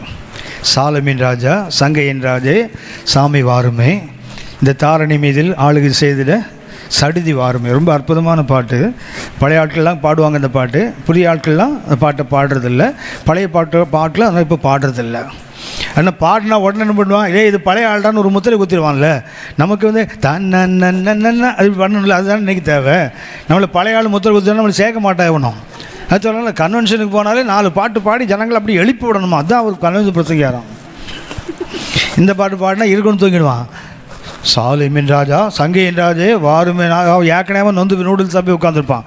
இவர் வருவான்னு என்னைக்கு வர போகிற அவன் தூங்கியே போயிடுவாள். இன்றைக்கி தூங்குறவனை தட்டி எழுப்பணும்ல. எப்படி இருக்கணுமா? வித் கண்கள் பூத்து போகிற அளவுக்கு கண்ணீரோடு. அப்படின்னா இந்த காவா என்பது தேவனோடு நம்முடைய உள்ளத்தை என்ன செய்யணும்? இணைத்து அதை முறுக்கி என்ன பண்ணணும்? திரும்பவும் பிரிந்து போகாதபடி இருப்பது தான் காத்திருத்தல். அந்த காத்திருத்தலுக்கு அது 5 அவசியம். 1 நம்பிக்கை, 2வது பொறுமை, 3வது தைரியம், 4வது நிலையான இடைவிடாமல் செய்வது, 5வது கண்கள் பூத்து போகிற அளவுக்கு. என் கண்ணே தெரியலப்பா கர்த்தருக்கு பார்த்துருந்து போகட்டும்.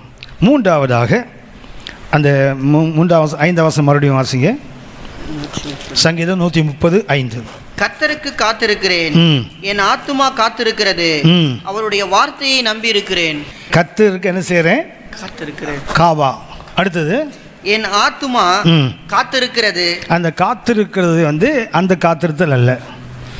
அந்த வசனம் தொடங்கும் போது என்ன பண்ணுது? திரும்ப வாசிங்க. கர்த்தருக்கு காத்திருக்கிறேன். அதுக்கு பயன்படுத்துகிற வார்த்தை என்ன? வெயிட்டிங். அதாவது ஆங்கிலத்தை வெயிட்டிங், கிரேக் எபிரேயமில் என்ன? காவா. அடுத்தது என்ன? கர்த்தருக்கு என் ஆத்துமா காத்திருக்கிறது வந்து அந்த வார்த்தை இல்லை, வாட்சிங். ஆங்கிலத்தில் என்ன வார்த்தை அதுக்கு? வாட்சிங். முதல்ல உள்ளது வெயிட்டிங், இது என்ன? வாட்சிங். இந்த வெயிட்டிங் வாட்சிங் மிக முக்கியமான வார்த்தை. 10 கன்னிகைகள் காத்திருந்தாங்களே, அதில் 5 பேர் காத்திருந்தாங்க, 5 பேர் விழித்திருந்தாங்க. 5 பேர் வெயிட்டிங், 5 பேர் வாட்சிங். அதுக்கு 2க்கு வித்தியாசம் என்னென்னா ஆயத்தம் நடுவில் வந்துடுது. இந்த எக்ஸ்ட்ரா என்ன வச்சுருந்தாங்களே அப்படின்னா காத்திருக்கிறாங்க எல்லாருமே. நான் வழக்கமாக சொல்கிறது, எல்லா சபையிலும் கம்யூனியன் கொடுக்குறோம் இல்லையா? எல்லோரும் எதுக்கு என்ன செய்கிறாங்க? வெயிட் பண்ணிகிட்டு இருக்காங்க வருகைக்கு. இதே அவர் வரும் வரை நினைவாக செய்யுங்கள் அப்படி சொன்னார். நம்ம என்ன பண்ணுறோம்? இன்றைக்கி அப்படி ஒவ்வொரு முறை நாம் கம்யூனியன் கொடுக்கும்போது என்ன பண்ணுறோம்? கர்த்தர் வருவார், அந்த நம்பிக்கையை சொல்லிகிட்டே இருக்கிறோம் இல்லையா? அப்போ எல்லாருமே என்ன செய்கிறாங்க? வெயிட் பண்ணிகிட்டு இருக்காங்க. ஆனால் யார் எடுத்துக்கொள்ளப்படுவாங்கன்னா வாட்சிங்காக இருக்கிறவங்க தான். 10 பேரும் வெயிட்டிங், அதில் 5 பேர் வாட்சிங். 10 பேர்ட்டையும் தீவட்டி இருந்ததா? தீவட்டினா என்ன? தீவட்டி என்றால் தீவட்டி. பந்தம் என்றால் தீவட்டி என்றால் பந்தமா? தீவட்டி என்றால் பந்தமான்னு கேட்டேன். இப்போ ஒரு பந்தம்னு ஒரு வார்த்தை கேட்டது, அதான் கேட்டேன். பந்தம் என்றால் தீவட்டி, தீவட்டி என்றால் பந்தம் தானே. யோவான் 18ஆம் அதிகாரம். இதுதான் வம்பு, இந்த ஆள்கிட்ட வாயே விடக்கூடாது. யோவான் 18ஆம் அதிகாரம் 3-4 வசனத்தை வாசிங்க. யூதாஸ் போர்ச்சேவகரின் கூட்டத்தையும் பிரதான ஆசாரியர் பரிசேயர் என்பவர்களால் அனுப்பப்பட்ட ஊழியக்காரரையும் கூட்டிக் கொண்டு பந்தங்களோடும் தீவட்டிகளோடும். 2 ஒண்ணா வேறையா? பந்தம் வேற, தீவட்டி வேற. அந்த பந்தம் என்பதுக்கு இங்கிலீஷில் பார்த்தீங்கன்னா லேண்டன். லேண்டர்னா closed flame. ஹரிக்கன் லேண்டர்ன்னு சொல்கிறாங்க இல்லையா, அது என்னென்னா இப்படி ஒன்று ஒரு மூடி வச்சு ஒன்று வருது தெரியுங்களா, உள்ளே அந்த ஃப்ளேம் இருக்கும், மேலே என்ன இருக்கும், ஒரு மூடி இப்படி ஒரு ஹேண்டில் போட்டு கொண்டு வராங்க இல்லையா, இது என்ன லேண்டன். இதுக்கு தான் பந்தம். அடுத்தது தீவெட்டி இருக்குது தெரியுங்களா, இது டார்ச். டார்ச் என்றால் தான் நீங்கள் சொன்னீங்க இல்லையா, இவ்வளோ ஸ்டிக் இருக்கும், தலையில் ஒன்று இருக்கும், இது திபுன்னு எரியுது இல்லையா. சரி, இது தீவெட்டி, இது லேண்டன். சரியா? இது என்ன பந்தம்.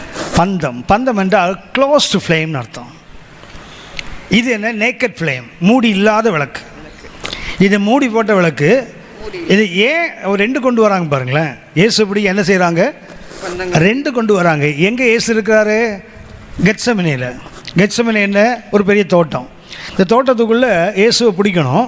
பிடிக்க வரும்போது அந்த நேக்கட் ஃப்ளேம், அந்த தீவெட்டி இருக்குது தெரியுங்களா, அதை கொண்டு வரும்போது இயேசுநாதர் இவங்களை பார்த்துன்னு ஓடிங்க செடிக்குள்ளே ஒளிஞ்சிக்கிட்டாருன்னா, ஸோ உள்ளே போய் தேடணுன்னா இது திபுன்னு எரியுது, செடியெல்லாம் எரியும்ல. உள்ளே போய் தேடுறதுக்கு க்ளோஸ்ட் ஃப்ளேம் கொண்டு வரான் பாருங்களேன். இது எதுக்குன்னு சொன்னால், எந்த புதருக்குள்ளே ஒளிஞ்சாலும் உள்ளே இதை கொண்டு போய் பார்க்கலாம் ஏசா உள்ளே இருக்கிறாரான்னு. புரியுதுங்களா? அவர் ரெண்டு கொண்டு வந்தான். ஒன்று எதுக்கு, ஏசு ஒருவேளை எங்கேயாவது புதருக்குள்ளே போய் ஒளிஞ்சிக்கிட்டாரு, இல்லை ஒரு செடிக்குள்ளே ஒளிஞ்சிக்கிட்டா இதை அந்த டார்ச்சை கொண்டு போனால் எல்லாம் எரியும். எரியிற ஒரு குச்சை கொண்டு என்ன பண்ண முடியாது, உள்ளே கொண்டு போய் பார்க்க முடியாது. ஆனால் க்ளோஸ் பண்ணியிருந்தா என்ன செய்யலாம், உள்ளே போய் பார்க்கலாம் இல்லையா. என்ன நாள் தெரியுங்களா, அன்றைக்கி பஸ்கா. பஸ்கா அன்றைக்கி தெரியுங்களா, பௌர்ணமி. பௌர்ணமி அன்னைக்கு இந்த ரெண்டும் கொண்டு வந்திருக்கான் பாருங்களேன். அமாவாசை கொண்டு வந்தால் கூட ஏற்றுக்கலாம். பாசோர் என்னைக்கு, பௌர்ணமி அன்னைக்கு ஒன்று பத்தாவது. எதுக்குன்னா, ஒருவேளை ஏசுங்க ஒளிஞ்சிக்கிட்டா அந்த புதருக்குள்ளே இருந்தால் கண்டுபிடிக்க முடியாதுல்ல. ஸோ அதுக்கு என்ன பண்ணுறான் பாருங்க, ஒரு க்ளோஸ்டு ஃப்ளேம், ஒரு நேக்கட் ஃப்ளேம், ரெண்டும் கொண்டு வரான். ஆனால் ஆண்டவர் ரெண்டுக்கும் வேலை இல்லை. நேர போய் நான் யாரை தேடுங்க, நேர போய் நிற்கிறா பாருங்க. அவன் நினச்சி வந்தால் ஓடி ஒளிஞ்சுப்பானா, இவர் முன்னாடி யாரை தேடுகிறீர்கள், நஸ்ரானியா இயேசுவை தேடுகிறோம், நான் தான் தொப்புன்னு உழுந்து கிடக்கிறான் ஆளுங்க. கவனித்துக்கொள்ளுங்க. பந்தம் வேறு, பௌர்ணமி பாசோவர் தான் வரும். ஏன்னா எகிப்துலேருந்து புறப்பட்ட நாள் அன்றைக்கி இல்லையா, எகிப்து புறப்பட்டாங்க இல்லையா, அந்த நாள் எந்த நாள் அப்படின்னா நடராத்திரியில் போகணும் இல்லையா, இயற்கையாகவே வெளிச்சம் இருக்கணும் தான். இன்றைக்கு வரைக்கும் பாருங்கள், நம்ம குட் ஃப்ரைடே வருது தெரியுங்களா, நமக்கு நாள் மாறி மாறி வரும். ஆனால் யூதனுடைய பாசோவர் வருஷத்துக்கு ஒரு முறை வருது பார்த்தீங்களா. நம்ம குட் ஃப்ரைடே கொஞ்சம் முன்னாடி பின்னாடி வரும். பெரும்பாலும் குட் ஃப்ரைடே பாருங்கள் ஏறக்குறைய ஃபுல் மூணாக தான் இருக்கும்.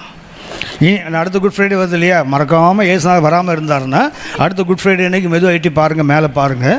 அது பௌர்ணமிக்கு கிட்டே இருக்கும். ஆனால் யூதனுடைய பாசோவர் எக்ஸாக்டாக அந்த பௌர்ணமி அன்னைக்கு தான். ஏன்னா அன்றைக்கி தான் எகிப்தோடு புறப்பட்டு வர, நடராத்திரியில் புறப்பட்டு வரணும்ல, வெளிச்சம் வேணும்ல. அதனால் தான் கத்தர் அன்றைக்கி பௌர்ணமி அன்றைக்கி தான் அவனை வெளியே சொன்னார். சரி போட்டோம். இப்போது இங்கே வாங்க, 10 பேர் என்ன தீவெட்டி வச்சுருந்தாங்களா, பந்தம் வச்சுருந்தாங்களா? 10 பேர் என்ன வச்சுருந்தாங்க, தீவெட்டியா பந்தமா? தீவெட்டி. வாசிங்க, மற்ற 25ஆம் அதிகாரம் 1லேருந்து வாசிங்க. இது என்னையே குழப்பிடுவீங்க போல இருக்குதுப்போ. ஒரு தீர்மானத்தோடு வந்திருக்கீங்க இன்றைக்கி. மற்ற 25 1லேருந்து வாசிங்க. தீவெட்டிகளை பிடித்து கொண்டு. தீவெட்டி தானா? சரி, அப்போ பிரச்சனை இல்லை. அப்போ ஏசுநாதர் ஒளிஞ்சிருக்கிற காலம் இல்லை, இது வெளியே வர்ற காலம். சரியா? அன்னைக்கு ஏன் கொண்டு போனால் அவர் ஒளிஞ்சிருப்பார். நீ இப்போ மணவாளன் ஒளிஞ்சிருக்க மாட்டார், என்ன பண்ணுவார், நேராக வரப்போகிறார். தீவெட்டி வச்சுருக்காங்கல்ல, வச்சுருக்காங்களா? 10 பேட்டு தீவெட்டி இருந்ததா? இருந்தது. தீவெட்டிக்கு அர்த்தம் என்ன? தீவெட்டிக்கு அர்த்தம் என்ன? தீவெட்டி என்றால் தீவெட்டி, இதுக்கு ஒரு அர்த்தம் வேறையா? கம்மான், தீவெட்டி அர்த்தம் என்ன? ஏசாயா 62:1 வாசிங்க. ஏசாயா 62:1. ஏசாயா 62:1. சீயோனின் நிமித்தமும் எருசலேமின் நிமித்தமும் நான் மௌனமாயிராமலும் அதன் நீதி பிரகாசத்தை போலவும் அதன் ரட்சிப்பு எரிகிற தீவெட்டியை போலவும். ரட்சிப்பு எது? தீவெட்டி எது? ரட்சிப்பு. இனி திருன்னு முழிக்காதீங்க, உடனே என்ன சொல்லுங்க, ரட்சிப்புன்னு சொல்லிடணும், அவ்வளோதான். தீவெட்டி என்றால் என்ன? அப்போ இந்த 10 பேர்ட்ட என்ன இருந்தது? ரட்சிப்பு இருக்குது. ஆனால் அதுக்கு கூட என்ன வேணும்? எக்ஸ்ட்ரா ஆயில் வேணும். இந்த 10 பேரும் மணவாழ்னு காத்திருந்தாங்க இல்லையா, இதை வச்சு போய் எல்லா சபையும் என்ன பண்ணுது? தீவெட்டி தான். ரட்சிப்பு சொல்லிட்டு இருக்கோம் இல்லையா. ஆனால் இந்த ரட்சிப்பு எது வரைக்கும்? அந்த காத்திருந்தாங்க தெரியுங்களா, 10 பேரும் காத்திருந்தவங்க. இந்த 5 பேர் யார்? வாட்சிங், விழித்திருந்தவர்கள். இந்த விழித்திருந்தவர்கள் என்ன நம்பிக்கை தெரியுங்களா? எக்ஸ்ட்ரா ஆயில் வச்சுருக்காமா. எதுக்கு? மணவாளன் வர காலதாமதம் ஆனால் என்ன செய்வோம்? யோசித்து பாருங்கள். எல்லாரும் 10 பேரும் தீவெட்டி எரியுது, ரட்சிப்பு எல்லாருக்கும் பிரகாசமாக எரிஞ்சுது. மணவாளன் வர காலதாமதம், உடனே என்ன பண்ணாங்க, ஆஃப் பண்ணிட்டாங்க. எல்லாம் ஆஃப் பண்ணிட்டு படுத்து தூங்கிட்டாங்கல்ல. திடீர்னு நடராஜ சத்தம் கேட்குது, இதோ மணவாளன் வந்து விட்டார். உடனே எழுந்து என்ன பண்ணாங்க தெரியுங்களா? எழுந்து என்ன பண்ணாங்க? என்னம்மா? என்ன பண்ணாங்க? ஆயத்தம் பண்ணாங்க. ஆயத்தம் என்ன அர்த்தம்? ஏற்கனவே எரிஞ்சு அந்த கருப்பு பிடிச்சிருக்கும் தெரியுங்களா, அதை மறுபடியும் கொளுத்தினா போக தான் வரும். அதுலேருந்து தீவெட்டி அந்த அந்த ரவுண்ட் இருக்குது பார்த்தீங்களா, அதில் என்ன ஆகும்னா அந்த எட்ஜஸ் எல்லாம் பார்த்தீங்கன்னா கருப்பாயிடாது. இனி அப்படியே கொளுத்தினா என்ன ஆகும் தெரியுங்களா, புகை ஜாஸ்தி வரும். ஆக என்ன பண்ணும், ஆயத்தம் நல்லாயிருக்கும். ஆயத்தப்படுத்தி போடல, தே ட்ரிம்டு தேர் டார்ச்சஸ். கத்திரி வச்சு என்ன பண்ணுறான், கரிஞ்சு போனதெல்லாம் வெட்டுறாங்க ஆளுங்க. வெட்டிட்டு மறுபடியும் கொளுத்துனா எரியுது திரும்பவும். ஏன்னா அதுக்குள்ளே ஏற்கனவே ஆயிலை சோக் பண்ணி வச்சுருக்காங்க. எண்ணெய் அதில் ஊறி போய் இருக்குது. கொஞ்சம் நேரம் எரிஞ்சது, ஆஃப் பண்ண மீதி எண்ணெய் உள்ளே இருக்கும்ல, அதை வச்சுருக்காங்க. மறுபடியும் வரான்னு சொன்ன உடனே எல்லாம் எழுந்தாங்க. 10 பேர் என்ன பண்ணாங்க, அந்த எரிந்து போனதெல்லாம் கட் பண்ணாங்க. மறுபடியும் பிரகாசமாக எரியுது. 10 மறுபடியும் எரிந்தது. கொஞ்ச நேரத்தில் 10மே குறைய தொடங்கும். ஏன்னா எண்ணெய் உள்ள குறையுது. குறையும் போது என்ன பண்ணுறாங்க, 5 பேர் என்ன பண்ணால் எக்ஸ்ட்ரா ஆயில் வச்சுருக்கிறான், அதை ஊற்றி என்ன பண்ணுறான், பழைய நிலையில் எரிய வைக்கிறான். அதோட கத்தம் என்ன, சால்வேஷன் என்ன பண்ணுறான், மணவாளன் வரும் வரைக்கும் என்ன பண்ணுறான், அப்படியே மெயின்டைன் பண்ணுறாங்க. ஆனால் இன்னொரு கூட்டம் என்ன தெரியுங்களா, அவங்க என்னென்னா குறிப்பிட்ட அளவு எண்ணெயை அதில் வச்சுருந்தாங்க. அந்த எண்ணெய் எது வரைக்கும் தான், மணவாளனுக்கு ஒரே ஒரு கண்டிஷன் தான், எங்கள் தீவெட்டியில் உள்ள எண்ணெய் முடியறதுக்குள்ளே நீர் வந்தீர்னா மரியாதை, இல்லைன்னா போயா. அதுதான் காத்திருக்கிறவனுக்கும் விழித்திருக்குள்ள வித்தியாசம். காத்திருக்கிறவன் யார் தெரியுங்களா, இவன் ஒரு டெட்லைன் கொடுத்துருவான், இதுக்குள் வர வேண்டும், இல்லை என்றால் போயா. அவன் அப்படி இல்லை, முடிவு பரியந்த நிலைநிற்பவனே ரட்சிக்கப்படுவான். அவனுக்கு என்ன தெரியும், டில் த எண்ட். அவர் வர்ற வரைக்கும் என்ன பண்ணுவேன், I will keep my torch burning. என்னுடைய தீவெட்டி என்ன செய்யும், ரட்சிப்பு எரிந்து கொண்டே இருக்கும். அப்படின்னா காத்திருக்கிறவனுக்கும் விழித்திருக்கிறவனுக்கும் என்ன வித்தியாசம் தெரியுங்களா, காத்திருக்கிறவன் டெட்லைன் கொடுப்பான், விழித்திருக்கிறவன் டெட்லைன் கொடுக்க மாட்டான். அவர் வருதான் என் வேலை, வருகிற வரைக்கும் நான் செய்ய விழித்து கொண்டிருப்பேன். அதுதான் இங்கே தேவை. அப்படின்னா முதல்ல என்ன, வெயிலிங், அடுத்தது என்ன, வெயிட்டிங், அடுத்தபடி என்ன, வாட்சிங். தமிழில் பார்த்தீங்கன்னா 2 ஒரே வார்த்தை தான், காத்திருக்கிறவன் காத்திருக்கிறவன் அல்ல. உன்னை காத்திருக்கிறவன் மற்றும் வந்து விழித்திருக்கிறவன். யாரை போல, ஜாமக்காரன் போலன்னு போட்டிருப்பாருங்க. அங்கே எப்படி இருப்பானா, திரும்ப வாசிங்க 5ஆம் வசனம். விடியும் என்று விடியற் காலத்து காத்திருக்கிற ஜாமக்காரரை பார்த்து, அப்படின்னா முதல்ல காத்திருந்தான், இப்போ என்ன பண்ணா, விழித்திருக்கிறான். முதல்ல என்ன, காவா, இப்போ என்ன தெரியுங்களா, ஷாமார். இப்போ உள்ள வார்த்தை என்ன தெரியுங்களா, அந்த வெயிட்டிங் வாட்சிங் என்ன தெரியுங்களா, ஷாமார். வேற வார்த்தை, அது காவா, வெயிட்டிங், வாட்சிங் என்ன வார்த்தை, ஷாமார். ஷாமார் என்ற அந்த வார்த்தைக்கு அர்த்தம் லுக் நேரோலி. அந்த ஷாமார் அர்த்தம் என்ன, அது கண்ணை இடிட்டு பார்ப்பான் தெரியுங்களா, பிராடாக பார்க்க மாட்டான். அவனுக்கு என்ன, எதிரி வரானா, எதிரி வந்து தாக்கிடுவானா, இல்லை அடுத்த வாட்ச்மேன் வரானா, எப்படி பார்ப்பான், அப்படியே பார்க்க மாட்டான், கீழாக பார்ப்பான் தெரியுங்களா. அந்த ஷாமாருக்கு வார்த்தை என்ன, வாட்ச். அப்படின்னா காத்திருத்தல் வேறு. அந்த வசனத்தில் 2 காத்திருத்தல், ஒன்று என்ன, வெயிட்டிங், அடுத்தது வாட்சிங். இன்றைய சபைக்கு ரொம்ப தேவையான வார்த்தை 2 வார்த்தை, ஒன்று காவா, இன்னொன்று ஷாமார், டு லுக் நேரோலி. அடுத்த என்ன, அந்த காத்திருத்தலுக்கு ஒன்றியத்தையும் கத்திரத்தையும் ஒன்றா இணைத்து கொண்டு ட்விஸ்ட் பண்ணிக்கோ. தேவனோடு இருக்க கற்றுக்கொள்ளுதல் காத்திருத்தல். இது அப்படி அல்ல, எப்படி இருக்குது, விழித்திருத்தல். அப்படியே பார்த்துட்டு இருக்குது. சில கருத்துக்களை வேகமாக சொல்லலாம், கடந்து போவோம். ஒன்று, இந்த காத்திருப்பதுக்கு இந்த இதுக்கு, அதாவது ஜாமக்காரனை போல அடுத்த, அதாவது லாஸ்ட் வாட்ச், காலையில் 3 மணிலேருந்து 6 மணி வரைக்கும் பார்த்தீங்களா, விடிய காலையில், அதுதான் லாஸ்ட் வாட்ச், அது கடைசி ஜாமம். அதுதான் அந்த ஜாமத்தை உட்காந்து என்ன பண்ணுவான், எப்படா விடியும்னு பார்த்துட்டு இருப்பான். அப்படி நாம் என்ன செய்யணுமா, பார்த்து கொண்டிருக்க வேண்டும். வாட்ச் நேரோலி. இந்த வாட்ச் நேரோலிக்கு சில கருத்துக்கள், இன்றைக்கி நீங்கள் நானும் இப்படி இருக்கணும்னு சொன்னால் 5 கருத்துக்கள் தேவை. ஒன்று, ஏசாயா 21 11 12 வாசிங்க. ஏசாயா 21 11 12. ஏசாயா 21 11 12. தூமாவின் பாரம், தூமாவின் பாரம் சேயிலிருந்து என்னை நோக்கி. இதெல்லாம் ஏதோம் நாட்டில் உள்ள ஊர். தூமா, அப்புறம் சேயர்லாம் எங்கே இருக்குது, ஏதோமுடைய நாட்டில் இருக்குது, ஏசாவுடைய நாட்டில் இருக்குது. தூமாவின் பாரம் சேயிலிருந்து என்னை நோக்கி. ஜாமக்காரனே, இரவு எவ்வளவு சென்றது. என்ன கேட்குறான், ஜாமக்காரனுக்கு ஒரு வேலை, என்ன வேலை தெரியுங்களா, காலத்தை கணிக்கிற வேலை. ஜாமக்காரன் யார்? இவன் எப்படி காத்திருக்கிறான்? இந்த கடைசி வாட்சில், அதை கடைசி ஜாமத்தில் உட்கார்ந்த காவல்காரன் எப்படி இன்னொருத்தன் வந்து எப்படி உங்களுக்கு லீவ் கொடுப்பானோ பார்த்துட்டு இருப்பானோ, அப்படியே நாம் இன்றைக்கி என்ன செய்யணுமா? கர்த்தருடைய வருகைக்கு இல்லை, கர்த்தருடைய காரியங்களுக்கு ஆயத்தத்தோடு காத்திருக்கணும். அந்த ஆயத்தத்துக்கு முதல் படி என்ன தெரியுங்களா? If we are the watchman, நீங்கள் நானும் காவல்காரன் முதல்ல என்ன இருக்கணும் தெரியுங்களா? We must have the message. என்ன வேண்டும்? நமக்கு ஒரு செய்தி வேண்டும். இந்த ஜாமக்காரனுக்கு அல்லது இந்த வாட்ச்மேனுக்கு வேண்டிய முதலாவது என்ன? இதுக்கு என்ன? வாட்ச்மேன். இந்த வாட்ச்மேன் முதல் என்ன? ஒரு மெசேஜ் வேணும். என்ன கேட்கிறான்?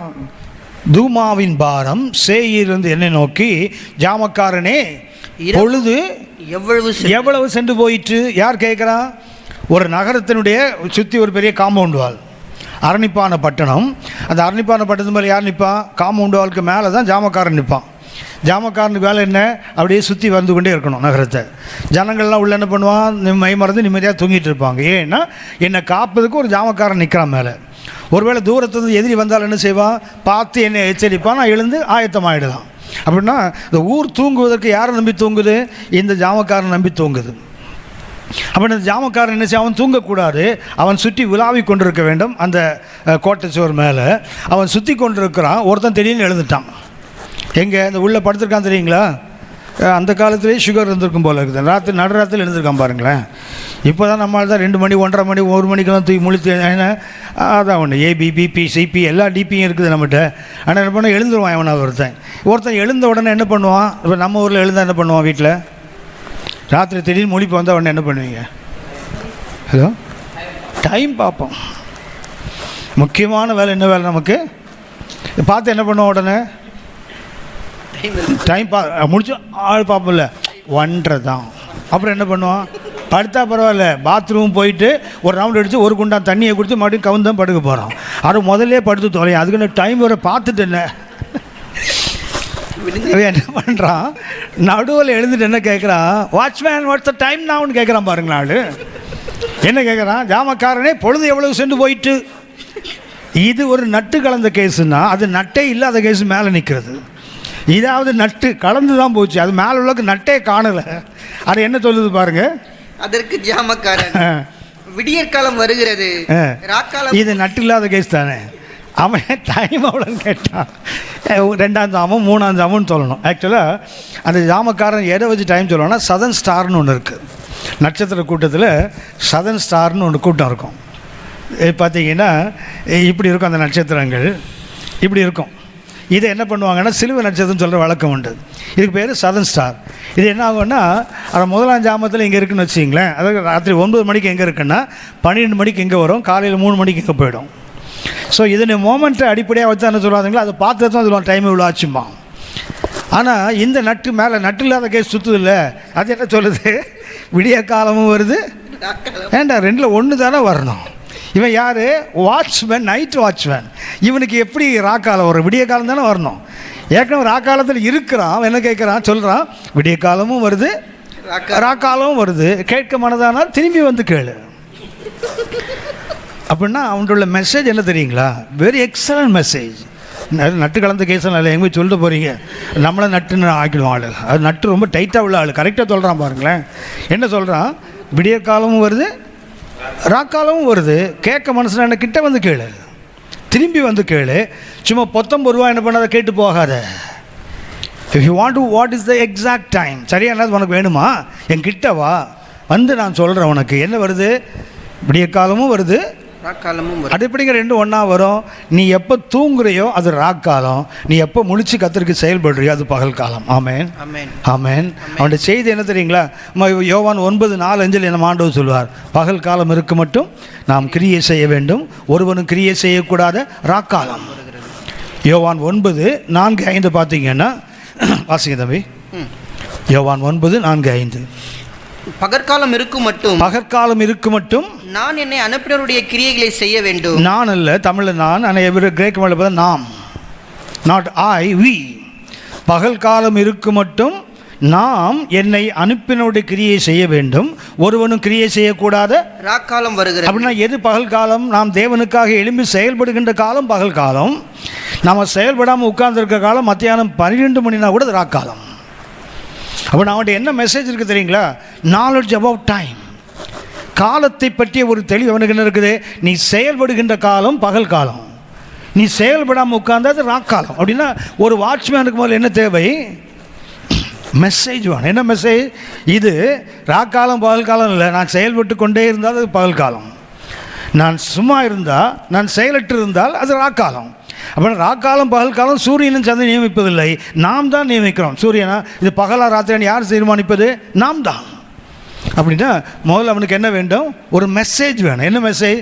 காலத்தை பற்றிய அறிவு.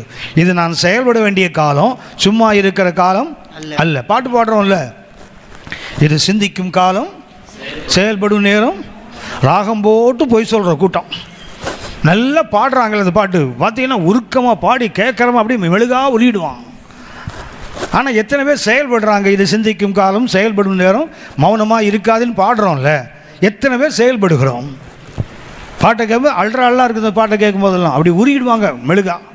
சரி, நல்லது தான், செயல்படணும்ல. ஒப்பாரி வச்சுட்டு சும்மா போனால் அப்புறம் நீ ஒப்பாரி வச்சான்னா சும்மா போகிறேன் என்ன? அப்படின்னா முதல்ல அந்த வாட்ச்மேனுக்கு என்ன வேண்டும்?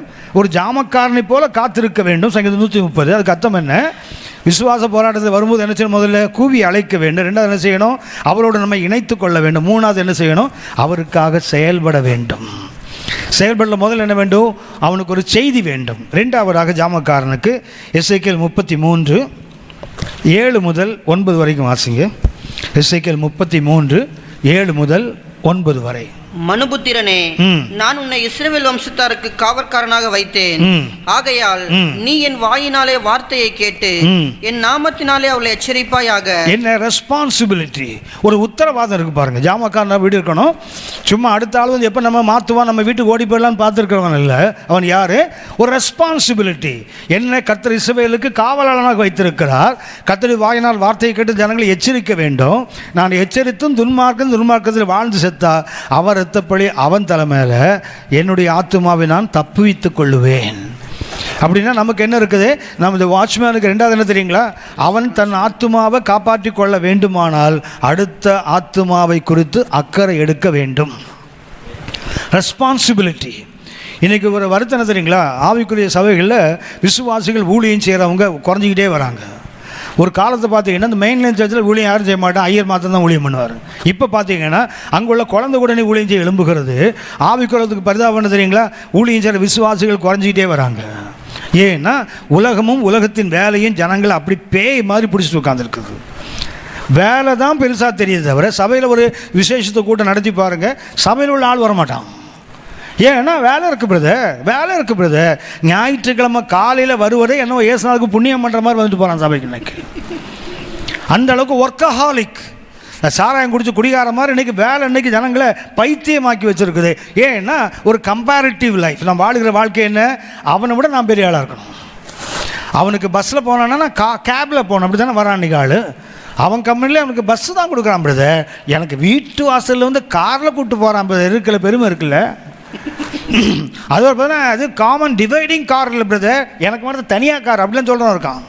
கார் மேனேஜர் சொல்ல டிவைடிங் கார் மேனேஜரான், அது கேவலம். 4 மேனேஜர் ஒரு காரில் போனால் கேவலம். இவருக்குன்னு தனியாக ஒன்று வந்து என்ன செய்யணும்? 3 சீட்டில் காற்றடிக்கிற மாதிரி இவர் கூப்பிட்டு போனால் தான் இவர் பெரிய ஆள். கம்பேரிட்டிவ் வேர்ல்டு தான் இன்னைக்கு. குறிப்பாக ஆவிக்குரிய உலகத்தை இன்னைக்கு இந்த பணம் இருக்குது தெரியுங்களா, பயங்கரமாக ஆட்டி படைக்குது இன்னைக்கு. ஏன்னா எல்லா வசதியும் இன்றைக்கே வந்துடணும், எல்லாம் இன்றைக்கே இருந்துடணும். அவனை விட இவனை விட நான் பெரிய ஆளுன்னு காட்டணும். யோசித்து பாருங்கள், சபைகளும் அப்படி தான் இருக்குது. சபைக்கு நடந்து வந்து போனால் எவனும் திரும்பியே பார்க்க மாட்டேங்கிறான். அதுவே ஒரு ஓசி காரில் வந்து போனால் கூட நின்று சல்லி அடிக்கிறான். பிரைத்தல் இப்படி இந்த கை இந்த காரில் வைப்பர் சுற்றும் தெரியுங்களா, பார்த்துருக்கீங்களா? அது பாட்டுக்கு அடிச்சுக்கிட்டே இருக்கும். அது மாதிரி அடிப்பான் பாருங்களேன், ஒருத்தனுக்கு எவ்வளோ தூரம் அடிப்பான் ஆள். அது முன்னாடியாவது நம்ம ஆன் பண்ணது. இப்போல்லாம் வந்து சென்சர் வைப்பர் வேறு வந்துச்சு. லேசாக மழை துளி வந்து அது தானே அடிக்குவான். இப்போ நம்மள்கிட்ட இருக்கிறது அந்த ஆன் பண்ண வைப்பரில், அதாவது என்ன சென்சிட்டிவ் வைப்பர். லேசாக கருப்பு மேகம் வந்தாலும் அடிக்க ஆரம்பித்தோம், அப்படி அடிப்போம் ஆள் ஒன்றா. அது சயின்ஸ் எவ்வளோ அட்வான்ஸ் ஆகுது, அதை விட மோசமாக ஆவிக்குள்ள அட்வான்ஸாக போயிட்டு இருக்குது. கவனித்துக்கொள்ளுங்க. என்ன வேண்டும்? ஒரு ரெஸ்பான்சிபிலிட்டி இருக்குது. இன்றைய ஆவிக்குரிய உலகத்தை தொலைச்சிட்டு தான் சொல்ல வேண்டும். உண்மையாகவே அந்த மெயின்லைன் சர்ச்சஸ் சிஎஸ்ஐ கேத்தலிக்கை பார்க்கும்போது பெந்தோசம் ரொம்ப வருத்தமாக இருக்குது. எப்படி இருந்தது இன்றைக்கி இப்படி ஆகி போச்சுது, எப்படி இருந்தவங்க இன்றைக்கி எப்படி உயர்ந்து நிற்கிறாங்க. யோசித்து பாருங்க. இன்னைக்கு வசனத்தை சொன்னால் கேட்கறதுக்கு யாருன்னா கேத்தலிக்கும் சிஎஸ்ஐயும் காத்து கிடக்குறான். லுத்தரன் சர்ச் காத்து கிடக்கிறது, ஆவிக்குரிய சபைகள் காத்து கிடக்கலை. ஏன் தெரியுங்களா? திருப்தி அடைஞ்சிட்டாங்க. தேன்கூட்டையும் கால்களை போட்டு மிதிக்கிற காலம் இது. இது எங்களுக்கு தெரியாதா? அவர் இதோட சூப்பராக கலக்கலாக பிரசங்கம் பண்ணுவார்ல, நீ மேலே போய் சேர்றதுக்கு வாய்ப்பே இல்லை. இந்த கலக்கலாக இருந்து கலங்கிட்டே கிட வேண்டியதுதான். கீழே ரெஸ்பான்சிபிலிட்டி இல்லை பாருங்களேன். மூன்றாவதாக இவனுக்கு ரெண்டு முக்கியமானது. ஏசாயா 62:6 வாசிங்க. ஏசாயா 62:6. எருசலேமே, உன் மதில்களின் மேல் பகல் முழுவதும் ரா முழுவதும் ஒரு காலும் மௌனமா இராத ஜாமக்காரரை. மூணாவது என்ன? ரெஸ்ட்லெஸ். அவனுக்கு ஓய்வே கிடையாது. இரவும் பகலும் மதில்கள் மேல் என்ன செய்யணுமா? ஓயாமல் வேலை செய்கிற ஜாமக்காரன். வசனம் திரும்ப படிங்க. எருசலேமே, எருசலேமே, உன் மதில்களின் மேல், உன் மதில்களின் மேல் பகல் முழுவதும், பகல் முழுவதும் ரா முழுவதும். நல்லா ஷிஃப்ட் போட்டுல ஒரே ஆள் என்ன பண்றான்? Day and night. ஒரு காலும் மௌனமா இராத ஜாமக்காரரை கட்டளையிடுகிறேன். கர்த்தரை பிரஸ்தாபம் பண்ணுகிறவர்களே, கர்த்தரை பிரஸ்தாபம் மற்றவங்களை மகிமைப்படுத்துகிறவர்களே, நீங்கள் அமெரிக்கையா இருக்கலாக. வாய மூடி மௌனமாக இருக்கிற காலம் அல்ல. காலமா இருக்கக்கூடாது. ஏன்? அவனுக்கு ரெஸ்ட்லெஸ். இன்னைக்கு ஓய்வு என்பது நமக்கு தேவை. உடல் இருக்கிறனால ஓய்வு தேவைதான். ஆனால் உள்ளத்துக்கு என்ன இருக்கக்கூடாது? உன்னத பாட்டு 5:2 அந்த அம்மா சொல்லுவோம்ல, சுலமித்தாள் சொல்லுவாங்கள்ல, நான் நித்திரை பண்ணினேன், என் இருதயம் விழித்திருந்தது. உடம்புக்கு வேணால் ரெஸ்ட் எடுக்கலாம், உள்ளம் தூங்கக்கூடாது. எந்த ராத்திரி எந்த நிமிஷம் விழித்தாலும் கர்த்தருக்காக நான் என்ன செய்வேன்னு சிந்தனையோடு இருக்கணும். கர்த்தரோடு தொடர்புள்ள ஒரு உணவு. எழுந்திருக்கும் போது அலறி அடித்து ஒரு கெட்ட கனவை கண்டனே இப்படி புலம்பிட்டு எழுந்திருக்கக்கூடாது. எழுந்துக்க வேண்டும் ஒரு தரிசனத்தோடு தான் எழும்பணும்.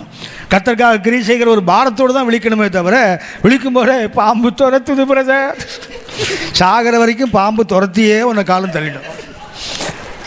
பார்த்தீங்கன்னா கத்தி எடுத்துகிட்டு ஒருத்தன் பின்னாடி ஓடி வர மாதிரி காணுங்கம்மா. துரத்தி தீக்க மாட்டான். இலை உடுத்தவனை வெட்டி தொலைடானா வெட்டவும் மாட்டான். வெட்டியும் தொலைக்க மாட்டான், விட்டும் தொலைக்க மாட்டான், கத்தியோட சுற்றிட்டு இருப்பான் பாருங்க. என்ன வேண்டும்? பகல் காலமும் ராக்காலமும் ஓய்ந்திருக்கிறார்கள். கர்த்தரை பிரஸ்தாபம் என்னக்கூடாது? அமெரிக்கையாக இருக்கக்கூடாது. உங்களுக்கு எனக்கு என்னைக்கு ஓய்வு? அவருடைய பொன்மாரில் போய் சாயிர அன்னைக்கு தான் இளைப்பாறுதல். அதுதான் ஓய்வு. சரி, அடுத்தது இந்த ஜாமக்காரனுக்கு 4வது சங்கீதம் 127:1 வாசிங்க. சங்கீதம் 127:1. கர்த்தர் வீட்டை கட்டாராகில் அதை கட்டுகிறவர்களின் பிரயாசம் விருதா. 2வது வசனம் வாசிங்க. கர்த்தர் நகரத்தை காவாராகில் காவலாளர் விழித்திருக்கிறது விருதா. அதுக்கு அர்த்தம் என்ன? நீ ஜாமக்காரன் தான், நீ என்ன முழிச்சிருந்தாலும் சரிதான், கர்த்தர் காத்தாதான். அதுக்கு அர்த்தம் என்ன? Dependence on God. கர்த்தரை சார்ந்து வாழ்கிறவன் தான் ஜாமக்காரன். Dependence on God. தேவனை சார்ந்து வாழ்கிறவன் தான் கர்த்தருடைய ஜாமக்காரன். என்ன செய்கிறான்? ரொம்ப அற்புதமான ஒரு வார்த்தை. கர்த்தர் நகரத்தை காவாராகில் காவல்காரன் விழித்திருக்கிறது விருதா. அர்த்தம் என்ன? என்னதான் நாம் பிரயாசப்பட்டு காத்தாலும் சரி தான், ஜாமக்காரன் யார் கூட இருக்கணும்? கர்த்தரை சார்ந்து அவன் காக்க வேண்டும். அதான் டிபெண்டன்ஸ் ஆன் காட். 5வதாக ஏசாயா 56ஆம் அதிகாரம் 10 முதல் 12 வரை. ஏசாயா 56 10 முதல் 12 வரை. அவனுடைய காவற்காரர் எல்லாரும் ஒன்றும் அறியாத குருடர், அவர்கள் எல்லாரும் குலைக்க மாட்டாத ஊமையான நாய்கள். நாய்க்கு ஒரே ஒரு வேலை குலைக்கிற வேலை தான். நாய்க்கு ஒரே ஒரு டியூட்டி. என்ன டியூட்டி தான்? குலைக்க. இந்த நாய் என்ன நாய்? குலைக்காத நாய். அதுக்கு என்ன? ஊமை நாய். அதுக்கு பர்பஸ் என்னதான்? யார் வந்தாலும் என்ன பண்ண உடனே ஒரு அலாரம் மாதிரி கேன் கத்தும். அதுக்கப்புறம் நம்ம ஆளுன்னு வாழாட்டம். யார் வந்தாலும் குலைக்கும். ஆனால் இந்த தேவன் காவல்காரன் குறைக்க மாட்டாத ஊமையான நாய்கள், தூக்க மயக்கமாய் புலம்புகிறவர்கள். அடுத்தது என்ன? ஜாமக்காரன் தூங்கக்கூடாது. இவர் என்னவா? தூக்க மயக்கம். அது முழிச்சிருந்தா கூட எப்படித்தான் இருக்காரு? ரொம்ப அது சிரிக்கிற மாதிரி இருக்குது. ஆனால் நெஞ்சு வலிக்க வேண்டிய ஒரு சப்ஜெக்ட் இது. ஜாமக்காரன் என்ன பண்ணுறான்? முதல்ல குலைக்க மாட்டாத ஊமையான நாய். அடுத்தது யார்? தூக்க மயக்கத்தால் என்ன பண்ணுவானா? ஒரு சிலர்கிட்ட தூங்கவே முடியாது. அது பகலில் தான் பே பே பே பேன்னு பேசுகிறான்னா ராத்திரியும் வாய் மூடாது. பார்த்துருக்கீங்களா? அது பாட்டுக்கு பேசினே உட்காந்துருப்பான். ஆனால் ஒன்று, இந்த ராத்திரி பேசும்போது அந்தரங்கள்லாம் வெளியே வரும், அவனை ஈஸியாக கண்டுபிடிச்சிடலாம். தலைவர் என்ன உள்ளே வச்சுருக்காருன்னு அப்போ தான் தெரியும். டே என்னடா மச்சிம்மா, நம்மளுக்கு காலைல ப்ரைஸெல்லாம் ஆடுறதே இருந்தோமா, ராத்திரிலாம் மச்சிம்மா, ஓஹோ இவர் எங்கே இருக்காருன்னு அப்போ தான் தெரியும் தலைவரை. என்ன பண்ணுறான் அவன், பகலில் பேச மாட்டேன். இப்போ என்ன நாய் அது, குறைக்க மாட்டார, ஆனால் தூக்கத்தில் பேசுது பாருங்களேன் அது. ஹலோ, அந்த நாயை பாருங்களேன், அதுக்கு முழிச்சிருக்கும் போது குலைக்கணும். இந்த நாயை முழிச்சிருக்கும் போது குலைக்கலை, ஆனால் எப்போ குலைக்குது, தூங்கும் போது குலைக்குது பாருங்களேன். இது என்ன நாய் பாருங்களேன் அது. அடுத்தது, படுத்துக் கொள்ளுகிறவர்கள் நித்திரை பிரியர். நித்திரை பிரியர். அடுத்தது, திருப்தி அடையாமல் இருக்கும் பெருவயிற்று நாய்கள். என்னென்னலாம் திட்டுறாரு பாருங்களேன் ஆண்டவர். அது என்ன, இவ்வளவு திங்க தெரியும், ஆனால் என்ன கிடையாது. யோசிச்சு பாருங்கள், இன்றைக்கி மீட்டிங்னா கண்டிப்பாக என்ன இருக்கணும், ஈட்டிங் இருக்கணும். அச்சோ, மீட்டிங்க்கு அப்புறம் ஈட்டிங் இல்லைன்னா அது மீட்டிங்கே கிடையாது, அது அவ்வளோதான். ஆமாம், ஈட்டிங்னு சொல்லி பாருங்களேன், யாரையும் குறைச்சி சொல்ல முடியாது. ஆனால் ஈட்டிங்லாம் நிறைய வருது ஆளு. அது எனக்கு தெரியல, நான் அவங்க சாப்பிட வராங்க நான் சொல்லலை. ஆனால் பார்த்தா எப்படி தெரியுதுன்னா, அந்த அனுபவத்தை நான் பார்க்குறேன். மீட்டிங்னா எங்கே அதிகம் வருது தெரியுங்களா, ஈட்டிங் இருந்தால் கண்டிப்பாக ஆட்கள் வராங்க. அது ஊழியர்களும் சரி விசுவாசிகளும் சரி, ஈட்டிங்னால ஒரு தனியாக அட்ராக்ஷன் இருக்குது. யோசிச்சு நம்ம இந்த உபவாச நோட்டீஸ் கூட்டலாம் போடுறாங்க தெரியுங்களா, பில்லிசோனி ஏவல் சேவல் எல்லாம் எடுக்கப்படும் போடுறாங்க. கடைசியில் பார்த்தீங்கன்னா கூட்ட முடிவில் பிரியாணி பொட்டெலாம் வழங்கப்படும், பார்த்துருக்கீங்களா? எதுக்குன்னா இதை காட்டி தான் அதை கூப்பிடுறது. இந்த குதிரைக்கு முன்னாடி இந்த கேரட் இருக்குது பார்த்தீங்களா, அதை கட்டி தொங்க விட்ருவானா. அது கேரட் இப்படி போகலான்னா அது போயிட்டே இருக்கும், அது பாட்டுக்கு ஒரு குச்சியில் கட்டி ஒன்று தொங்க விட்டுருவான், இதை பார்த்துக்கிட்டே நடக்கும் அது பாட்டுக்கு. அதே மாதிரி நிறைய நம்மளுக்கு பிரியாணி போட்டது இப்படி காட்டிட்டு ஃபாஸ்டிங் பேர் கூப்பிட வேண்டியதாக இருக்குது. ரொம்ப வருத்தம். தொடர்ந்து வாசிங்க தம்பி. பகுத்தறிவில்லாத மெய்ப்பர். பகுத்தறிவில்லாத மெய்ப்பர். அவர்கள் ஒவ்வொருவனும் தன் தன் வழியையும் அவனவன் தன் தன் மூலையிலிருந்து தன் தன் பொழிவையும் நோக்கி கொண்டிருக்க. அப்படின்னா அவர் அந்த ஜாமக்காரன் யாரு, நெகட்டிவ் சைடில். அவங்கெல்லாம் யாரு, எஸ்ஐ 56:10 நெகட்டிவ். ஆனால் இன்றைக்கி எப்படி இருக்கணும், பாசிட்டிவில் இருந்தால் அவங்க யார், செல்ஃபிஷ். அந்த ஜாமக்காரெல்லாம் யார், குலைக்க மாட்டாங்க, நல்லா சாப்பிட்டு தூங்குவாங்க, அப்புறம் ராத்திரியில் புலம்புவாங்க. அவனுடைய பொழிவு, அவனுடைய வரவு தான் பார்ப்பான் இல்லையா. அப்படின்னா நல்ல ஜாமக்காரன் யார் தெரியுங்களா, செல்ஃப்லெஸ்னஸ். அவன்கிட்ட என்ன கிடையாது, சுயநலம் இருக்காது அவங்ககிட்ட. ஒரு நல்ல ஜாமக்காரன் தன்மை என்ன, செல்ஃப்லெஸ்னஸ். அவன்கிட்ட என்ன இருக்காது, சுயம் அவன்கிட்ட இருக்காதுன்னு சொல்ல போனால் சுய தேவைகளுக்காக காவல்காரனாக மாற மாட்டான். வேலைக்காரனுக்கு கூலி உண்டு, வேலை செய்தால் கூலி உண்டு. ஆனால் கூலிக்காக வேலை செய்யக்கூடாது. ஊழியத்தில் என்ன உண்டு, போரடிக்கிற மாட்டுக்கு வாயை கட்டக்கூடாது. அதுக்காக மொத்த போரையும் நானே சாப்பிடுவேன்னா எவன் அதை விடுவான். போரடிக்கிற பேர் வழின்னு சுற்றி வருது தெரியுங்களா, மொத்தத்தையும் அது தின்னு முடிச்சுட்டு வச்சிங்களா, அது நடக்கிறதுக்கு அப்புறம் வக்கீல் இருக்காது. மொத்தத்தை இதுவே தின்னு இப்போ நிறைய போட்டுட்டு சுத்த விடுவான் தெரியுங்களா. இது ஒன்றே மொத்தமும் சாப்பிட்டுன்னு வச்சிங்களேன், அப்புறம் என்ன இருக்காது. அடுத்தது இந்த மாட்டை விடுவானா துண்டு துண்டாக்கி தலைகளை தொங்க விட்டுருவான். அதை அப்படின்னா வேலை செய்தால் என்ன உண்டு, கூலி உண்டு. ஆனால் கூலிக்காக என்ன பண்ணக்கூடாது, வேலை செய்யக்கூடாது. ஊழியத்தால் என்ன உண்டு, பிழைப்பு உண்டு, ஆதாயம் உண்டு. ஆனால் ஊழியத்தை ஆதாய தொழிலாக மாற்றக்கூடாது. இவங்களுக்கு என்ன இருக்குது தெரியுங்களா, செல்ஃப்லெஸ்னஸ். அவங்க என்ன குலைக்க மாட்டாங்க, செய்ய வேண்டிய வேலையை செய்யாமல் என்ன பண்ணுவாங்க, நமக்கு என்ன வருதுன்னு பாப்பான்னு போட்டிருக்குது. ஆனால் நமக்கு அப்படி அல்ல, வேலை செய்யணும். என்ன இருக்கணும், தன்னம் இல்லாமல் வேலை செய்யணும். ஒன்று கவனிச்சு பாருங்கள், ஊழியங்களில் ஏதாவது ஊழியங்களுக்கு டேட் கேட்கும்போது என்ன கேட்பான் தெரியுங்களா, எப்படிப்பட்ட ரூம் உங்களுக்கு புக் பண்ணணும், எப்படி வந்து போகிறதுக்கு என்ன அரேஞ்ச் பண்ணணும், எப்படி சாப்பாடு பண்ணணும், இதெல்லாம் கேட்பாங்க. சரியா? நிறைய பேர் மீட்டிங் முடிஞ்ச பிறகு கூட கேட்காத ஆள்லாம் இருக்குது, அது வேறு, அவங்கள விட்டுலாம். நிறைய பேர் திரும்பியே பார்க்க மாட்டான், எப்படி வந்தால் எப்படி போகிறான்னு தெரியாது. ஒரு சிலர் இன்னும் அந்த பழைய அந்த போன தலைமுறை அந்த அனுபவத்தோடு இன்னும் நிறைய பேர் இருக்காங்க. கேட்பாங்க, ஐயா உங்களுக்கு உடம்பு எது ஒத்துக்கும், உங்களுக்கு எது சாப்பிடுவீங்க, இதெல்லாம் கேட்குற ஆள் இன்றைக்கும் இருக்குது. ஆனால் அதுக்காக ஒரு பெரிய டைம் டேபிளை கொடுத்துட்டு உட்காந்துருக்கக்கூடாது. இது நமக்கு தேவைன்னு கற்றுக்கு தெரியும்ல. சில இடங்களில் போனீங்கன்னா ரொம்ப கஷ்டமாக இருக்கும், சாப்பிட முடியாது, தங்க முடியாது, அப்படிப்பட்ட பிரதிகூலமான இடங்கள் இருக்குது. ஆனால் சில இடத்துல பார்த்தீங்கன்னா ராஜா மாதிரி கற்றுக்கொண்டு வச்சுப்பார். அப்போ நமக்கு தெரியாது ஏன் ஆண்டு இப்படி நடத்துகிறாரு, அப்படி நடத்துதல். நமக்கு என்னென்னா எல்லாம் பவுல் சொன்னார் இல்லையா, வாழ்ந்திருக்கவும் தெரியும் தாழ்ந்திருக்கவும் தெரியும். அந்த இடத்துக்கு வந்துடணும். என்னன்னா அந்த செல்ஃப்லெஸ்னஸ் வந்துட்டுன்னு வச்சிங்களேன், யார்கிட்ட என்ன செய்ய மாட்டான், எதிர்பார்க்க மாட்டான். ஆனால் கர்த்தர் கொடுக்க உண்மை உள்ளவர். கர்த்தர் கண்டிப்பாக கொடுப்பார். ஒரு முறை நான் ஒரு ஊழியத்துக்கு போனேன், உங்களுக்கு சொல்லியிருக்கேன். ஒரு ஊழியத்துக்கு போனால் நான் போயிட்டு வர்றதுக்கு எனக்கு ட்ராவலுக்கு நான் ஏறக்குறைய 2500 ஸ்பெண்ட் பண்ணியிருக்கேன். ஒரே ஒரு நாள் ரிட்ரீட்டுக்கு 2500 செலவு பண்ணியிருக்கேன். அவங்க 1000 ரூபா காணி கொடுத்துருக்காங்க. வீட்டில் பார்த்தா 1000 ரூபா. நான் காணிக்கு கவலைப்படுறதே இல்லை. சரி இவ்வளோது கொடுத்தாங்களே சோத்திரம். ஆனால் நான் வர வழியில் என்ன பண்ண தெரியுங்களா, அந்த மீட்டிங் முடிஞ்சு வரும்போது ஒரு இடத்துல பேச சொன்னாங்க. நாங்கள் முடிச்சுட்டு இங்கே வந்து பேசிட்டு வந்தேன். வீட்டில் வந்து பார்த்தா இவங்க 5000 ரூபா காணி கொடுத்துருக்காங்க ஒரு 1 மணி நேரம் 1.5 மணி நேரம் பேசுனது. அப்படின்னா காட் நோஸ். ஒரு இடத்துல குறையுதுன்னா இடத்துல கொடுக்குறாரு இல்லையா, அதை எதிர்பார்த்து நம்ம போயிடக்கூடாது. அவ்வளோதான். கொடுத்தாலும் சோத்துறோம், கொடுக்கலனாலும் சோத்துறோம். ஏன்னா அந்த தன்னலம் இல்லாத ஒரு இடத்துக்கு போயிட்டோன்னு வச்சிங்களேன், நம்மை காட்டிலும் கர்த்தர் நம்மை குறித்து அதிக அக்கறை உள்ளவர். நாம் எப்படி நடத்தணும்னு கர்த்தருக்கு தெரியும், சரியாக நடத்துவார். அதனால் இந்த 5 கருத்து கண்டிப்பாக யாருக்கு வேணும், அந்த காத்திருக்கிறவனுக்கு. எதுக்கு? கர்த்தருக்கு காத்திருக்கிறவன் இல்லை, வாட்ச்மேனாக காத்திருக்கிறவன். சரியா? ஒரு வார்த்தை என்ன? காரா. அடுத்த வார்த்தை காவா. அடுத்தது இந்த 3 வார்த்தை ஷாமார். ஷாமார் ஷாமார் சரிதான், ஷாமார். இந்த 3 வார்த்தைகள் தான். ஒன்றுக்கு என்ன? கூப்பிடுதல் இல்லை அழுதல். 2வது என்ன? காத்திருத்தல். 3வது விழித்திருத்தல். நாட் வெயிட்டிங், வாட்சிங். ஜெபம் பண்ணலாமா? ஜெபிப்போம். இந்த சங்கீதத்தை நம்ம வந்து ஆபிரகாமுடைய விசுவாச பயணத்தோடு ஒப்பிட்டு பார்த்தால் மிக அற்புதமாக பொருந்தக்கூடிய சங்கீதம். இதில் என்ன? ஆழங்களிலிருந்து கூப்பிடுதல். ஒருவேளை அன்றைக்கி ஆபிரகாமுடைய உணர்வுகள் அங்கே சொல்லப்படல. கர்த்தர் கொண்டு போய் பலி செலுத்துன்னு சொன்னார். ஆபிரகாம் ஒன்றும் அந்த உணர்வுகள் எதையும் வெளிப்படுத்தலை. ஆனால் உள்ளத்தின் ஆழத்தில் எபிரேய 11 வாசிக்கிற அவருக்கு ஃபெய்த் இருந்திருக்குது உள்ள. ஒருவேளை இந்த ஈசாக்கை நான் கொண்டு விட்டாலும் அந்த சாம்பல்லேருந்து ஒரு ஈசாக்கை கொண்டு வர கர்த்தருக்கு முடியும்னு அவர் நம்பினாராம். அப்படி தான் எபிரேய 11:19 வாசிக்கிறோம். மரித்தோரிலிருந்து எழுப்ப வல்லவர் என்று அவன் விசுவாசித்தான் போட்டிருக்கு இல்லையா.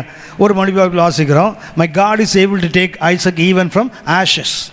ஒருவேளை வெட்டி அவனை எரித்து விட்டால் அந்த சாம்பல் இருக்குல்ல, அதுலேருந்து கூட கர்த்தர் கொண்டு வருவார் என்று அவன் விசுவாசித்தானான். அவன் அவருக்கு 3 என்ன இருக்கும் உள்ள? 1 அவருக்கு ஒரு கூப்பிடுதல் இருந்தது, 2வது அவருக்கு காத்திருத்தல், 3வது என்னது? அவருக்கு விழித்திருத்தல். இந்த 3 அவர்கிட்ட இருந்ததுனால அந்த பயணத்தை எளிதாக மேற்கொண்டார். நீங்களும் நானும் பரலோக பயணிகள். நமக்கு இன்றைக்கி ஒரு விசுவாச பயணம் இருக்குது. இந்த 3 வார்த்தைகளும் முக்கியம். 1 இஸ் வெயிலிங், இன்னொன்று வெயிட்டிங், 3வது வாட்சிங். ஜெபம் பண்ணலாமா? கர்த்தரை நோக்கி பார்ப்போம், ஜெபிப்போம்.